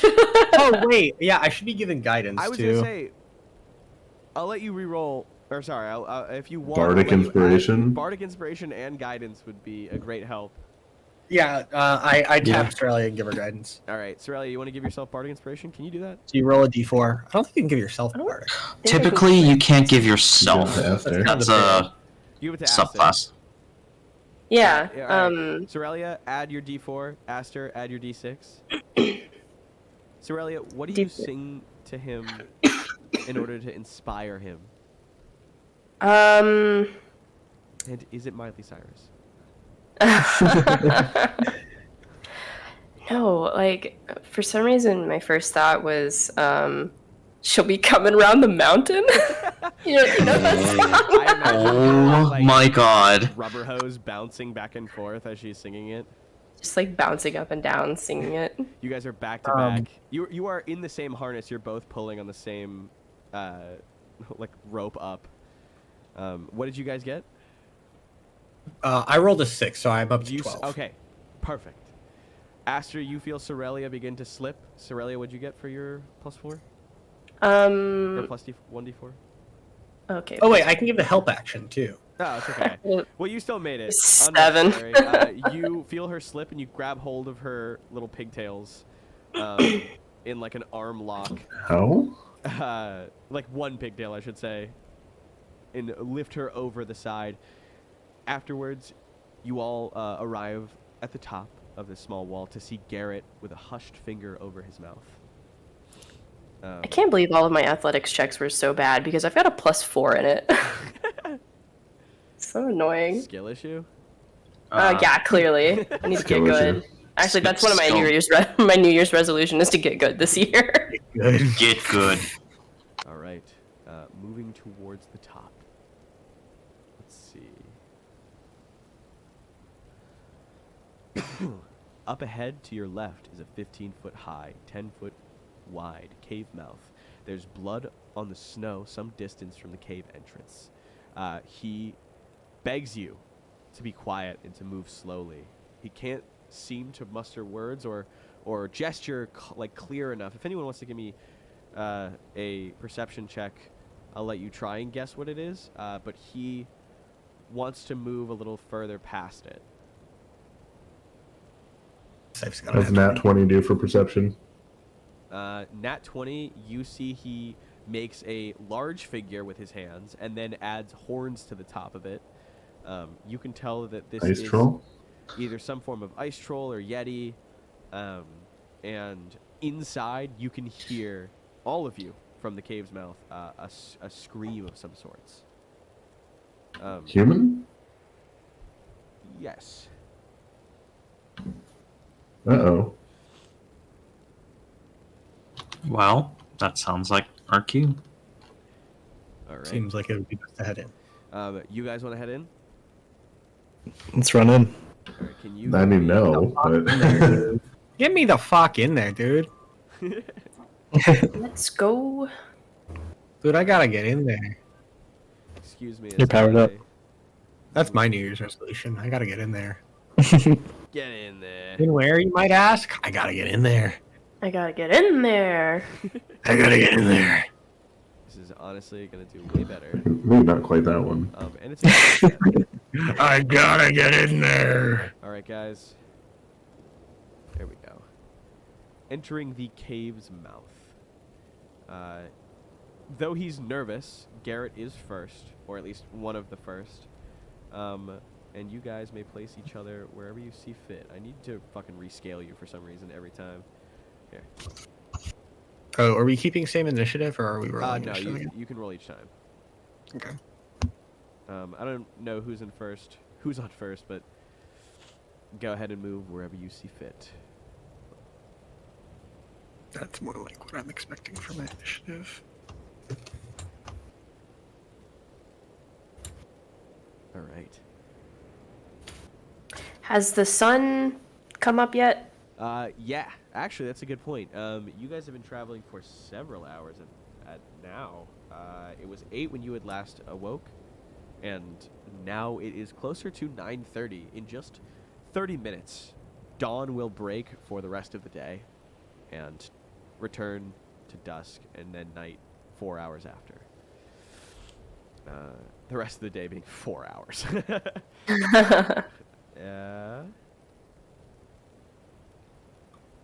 All right. Moving in, you guys can see that this cave has a drop that's 20 feet down. It's a concave roof, 20 feet high. And before you is a chasm that falls 80 feet deep. All that's left is a rocky ledge connecting the area F2, or the area to your right, I believe. You can also try walking on this sheet of ice, if you'd like to.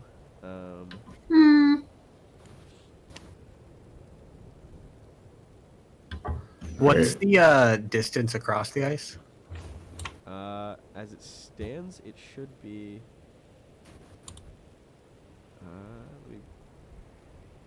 15, maybe 20 feet total. Cool. All right. DN man, before I run in there, can I heal myself and then use a sorcery point to get another spell slot? Yeah. Absolutely. Go ahead. Okay, I'm gonna go ahead and do that before I die. Go for it. Let us know how much you get, and then where would you guys like to move now? If you want, you can also give me perception checks and see if you can listen in and hear what's going on. Garrett seems so nervous that he cannot move forward. He's stuck. I get a regular 20 to listen. You can hear the sounds of what appears to be a young woman crying out like, "Stop it! Let me go!" And other cries to be freed. I will move up to the ice if I can, and I will face step across.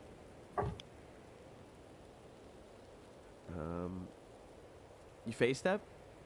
Yes. How far is face step move? 30 feet. Really? Yeah. 30 feet. Yeah, should be 30 feet. It's a misty step, right? No, it's face. Yeah, it's Misty Step, essentially. Oh, I don't know why I read on World Anvil, I guess, or somewhere else that's some other site for some reason decided to say teleport. Oh, okay, I misread it. I misread it as 5 feet. I was like, that's a kind of a shitty teleport. But also, it says 5 squares, which is 25 feet, which is perfect. I just want to make sure I remember that. I'll put a little note down. Well, it's 30 feet is the actual Yeah. ability. No, that's fair. I just didn't know. I don't know why I read that as 5 feet. You are teleporting just to the entrance of the newer area. The floor of this cave is 5 feet higher than in the other areas, and it has an uneven ceiling ranging from heights from 10 to 20 feet, and then a sharp drop-off to the south, forming a 10-foot high ledge that overlooks the entrance into the tunnel. So you are able to walk into this area, but there is a 10-foot ledge over here. Down? No, up. Or up? Oh, okay. Cyphus will preemptively cast Mage Armor on himself. So Cyphus, which way is he going? He's going to go just straight up, which he will do after casting Mage Armor. So, okay. Can you give me... actually, you guys are pretty safe. You can hear the screaming from the distance, but the wind still blows through the cave a little bit, enough to cover the sound of steps on stone, especially with soft... you are still wearing crampons, so if you move any closer with them on, I'll give you disadvantage on stealth, but you guys are fine as for now.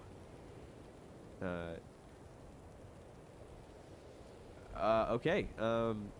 Justin, as Cyphus walks, you come upon a split corpse, turned to nearly bone. Do you want to try and give me any kind of check, like an investigation, to see if you can determine who this is, or what this person was, or etc.? Is it this one up here? Yes. Yes, I will investigate. Investigation. All right. Let me roll investigation.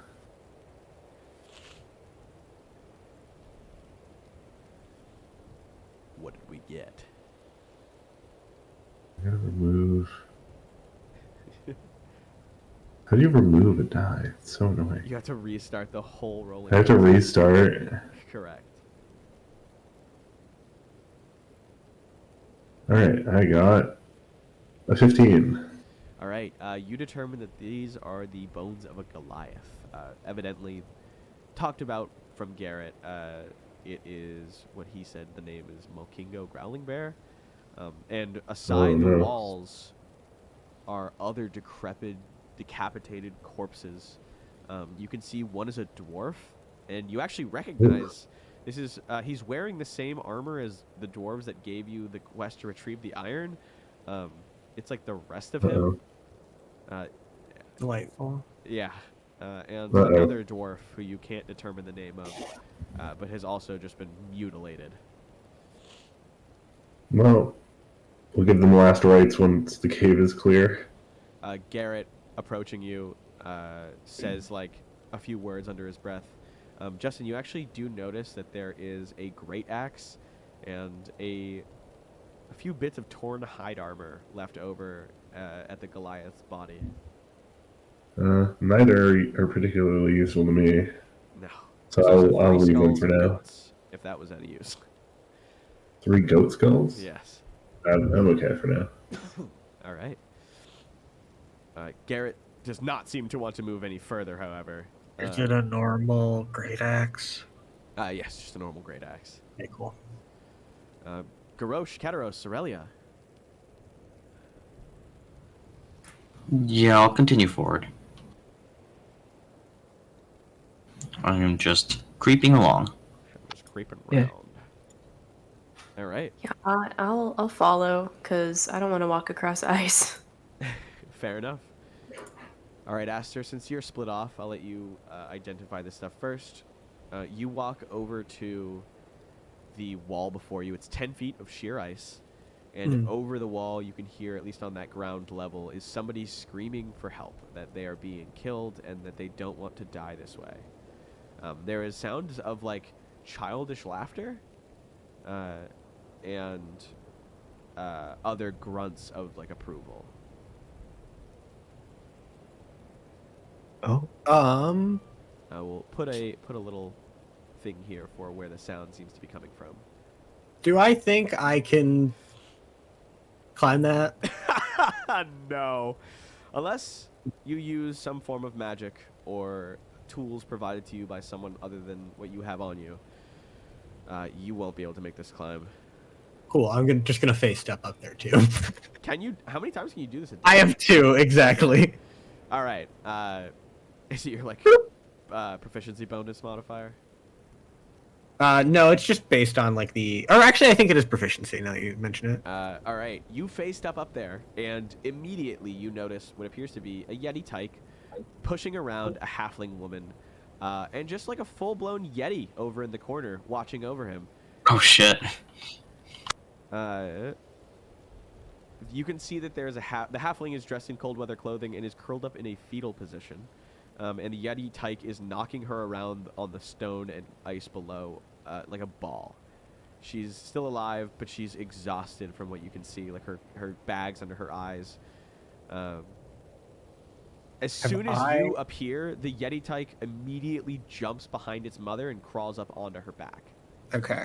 I'm fine with that. That seems good. Yeah. Can I tell if she's dying? She is definitely low health. She's not like on death's door, but she's suffering. Okay. I don't need to spare the dying. Okay. Is the answer. I guess the question is, yeah, I'll cast Sacred Flame. On who? So, on the big. What just happened? Someone cast Sacred Flame. What the fuck just happened? What the fuck was that? Sacred Flame. Sacred Flame, I guess. Yeah, on the Yeti, I'm assuming? Yeah, the big one. Oh, just in robo mode. No! No! So it needs to make a dex save. Okay. Ty, I will say, this Yeti is fucking huge. I know. I'm not planning to win a fight with this thing. I'm trying to get it to not kill this woman. So I'll let you have surprise round, but go ahead and give me initiative. The four of you in the other room can hear what's going on. The Yeti is going to roll. +1. I got it. They got a 7. I got 16 for initiative. Oh, so 7 fails my DC No, as well. they got a 7 for initiative. Sorry. Oh, for initiative? Okay. Well, they What need are they to rolling? roll dex save. Dex save. All right. So +1, 9. That fails. All right. What damage are they taking? They are taking 8 radiant. All right. I rolled max damage. Aster will hold his warhammer forward and bear the shield with his holy symbol, and say, "Hold on, I've got you." As the beast erupts into, like, deep green and like orange flames. Yeah, I would say does his sacred flame take on any other colors? But you got it. You grab hold of this halfling. Can you give me a strength? Strength save or just check? Just check. Okay, cool. I think that's the same thing for me. Do any of you guys want to jump in on the initiative, or at least like try and intervene? This will try to run around. Yeah. 21. I'm gonna try to shoot distracting arrows, like covering fire. Okay. 21 on the strength. All right. Yeah, you grab a hold of her and you can easily lift her and carry her. All right. Is Cyphus able to make it around the corner? If Cyphus could be a little bit more clear through audio, I would say yes. but yeah, he does. Can you hear me? I can try No, to- we can hear you. It's just you sound like you're coming through or what is it, like a tube TV. It's like weird feedback. Yeah. Do you want to roll initiative, guys? It just sounds like he's burping up something fierce. Grant, I love you, but like, You what? That's fair. Well, can you hear me? Yes. Is it we better? can hear you and your mic. A little better. I would just say just initiative to see if it attacks you, like, or when it would. But you already have the halfling in hand. If you have any other things you want to do, she is just gonna throw something at Ty. If you guys don't want to attack, I will just let you give me some form of like performance or deception check to try and gain its attention for the time being. Is this mic better? Yeah. I have a range of 60 feet. I'm going to cast Grease under it. Okay. You go ahead. Fair. Grease. So they're gonna make a dex saving throw on their turn. Or fall prone. Or fall prone. Since it was a surprise round, we go back and loop unless. Woo, did you want to roll for something to catch their attention, or? Yeah, I would just be firing arrows as covering fire. All right. Yeah, I'll say that if you want to give me just some sort of intimidation check, you can get the Yeti's attention away off of Ty, and you guys can head back. Sure, I will try intimidation. Hold on. Ty, your turn. You are running towards the ledge. Yeah, I think that's the plan. All right, taking a leap and a Yeah, bound. getting down there. Can walk about, let's say, How much of my movement does she stop? You're carrying her rather easy. She's not encumbering you at all. Okay. She's also Then I should be able to get back to the ice. Okay. But if you want, as you're running over it, you notice that the ice underneath is complete. Like, there's nothing underneath it. This is not ice on stone. This is a full block of ice that is frozen into the wall, and if damaged or done enough damage too, would shatter, collapsing the escape. do I think I will be able to get across? Yeah, you could do it after, I mean.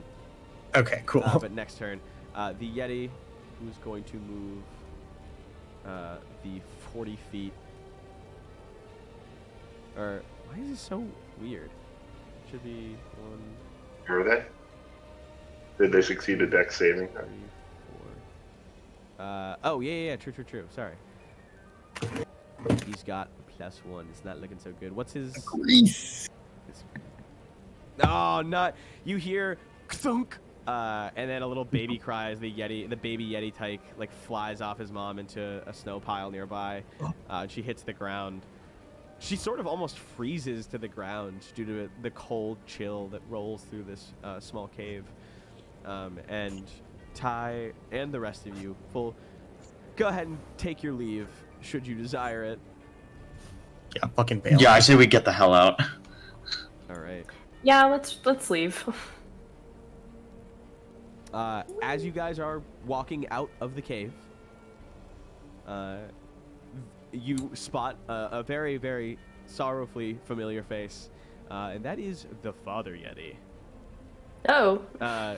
He appears to be carrying a crag cat over his shoulder, and his disposition is not very exciting. He, seeing you exit his cave with a halfling, makes a frowned face before holding his hand out. And if you guys want, you can give me a nature check. I think that's either me or... Yeah. I'll try.